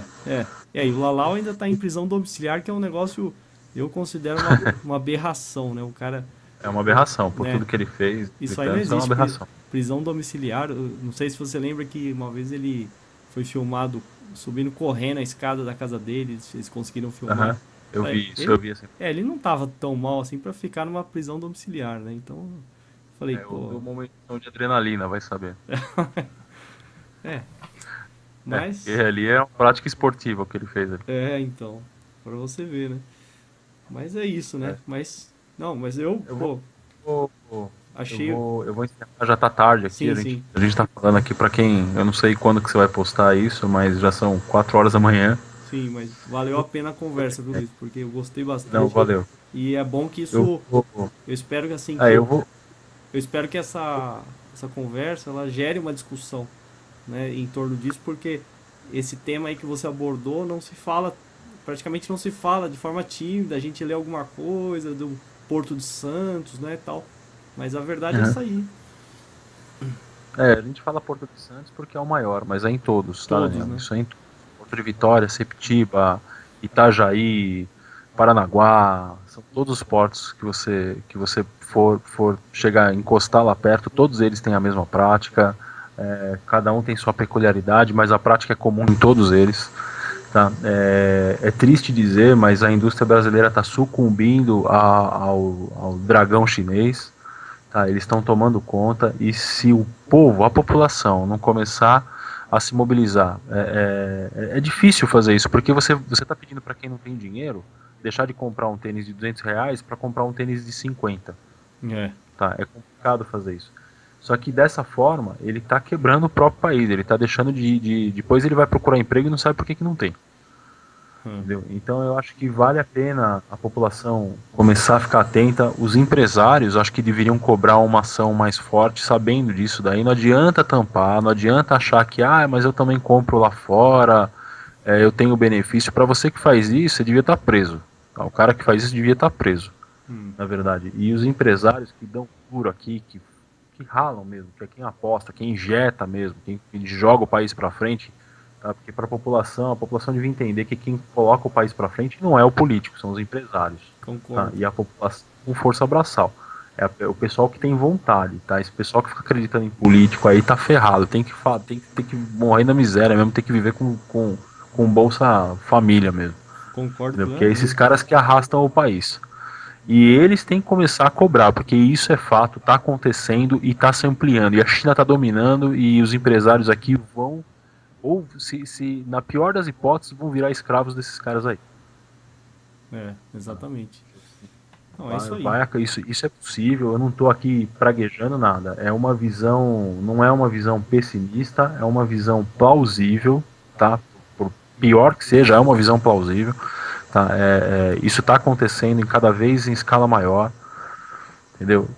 O mundo está quebrando, sabe? Tem país europeu que está retrocedendo, está voltando com as empresas para dentro porque está sentindo a recessão, tá? E o Brasil, que é uma potência que deveria estar industrializando, está regredindo antes de ter alcançado o seu pico industrial. O Brasil nem chegou a alcançar, a gente não sabe o que é isso, né? O Brasil é um país medíocre, a indústria brasileira é uma indústria pobre. O que a gente tem aqui?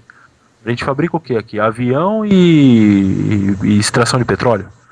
A maior tecnologia que tem aqui é da Petrobras. É.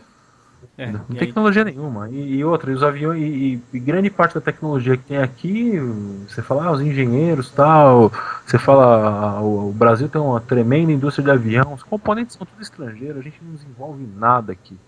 é, Entendeu? Acho que tinha que estar atento, tem que começar a abrir o olho para isso daí, que acho que é, é um ponto fraco, é o calcanhar de Aquiles do brasileiro, é a própria ganância. O pessoal que está comprando produto lá na China, vendendo aqui para ganhar dinheiro, entendeu? Tá dando um tiro no pé, tá ajudando a quebrar o país. Ele vai enriquecer hoje e vai olhar o filho mendigar amanhã. É, exatamente. Não, é isso aí, perfeito, Luiz. Então, bom, só para finalizar, queria agradecer, né, sua fala e espero que isso aí abra a mente das pessoas, né, que elas despertem para isso. Tá, eu vou estar aqui sempre que precisar, precisar tirar alguma dúvida, precisar bater papo, qualquer dúvida que você tiver em relação, você pode me procurar, você tem meu contato, é só me chamar. Perfeito, então. Valeu, Luiz, Tá? então. Imagina, um abraço para você, um abraço para todo mundo que te acompanha aí, sucesso e bastante força aí. Espero que eu realmente desejo que você tenha sucesso, porque se você tiver sucesso, vai ser já um passo bom aí para o país melhorar. Legal, legal, Luiz. Valeu, então. Falou, um abraço. Valeu.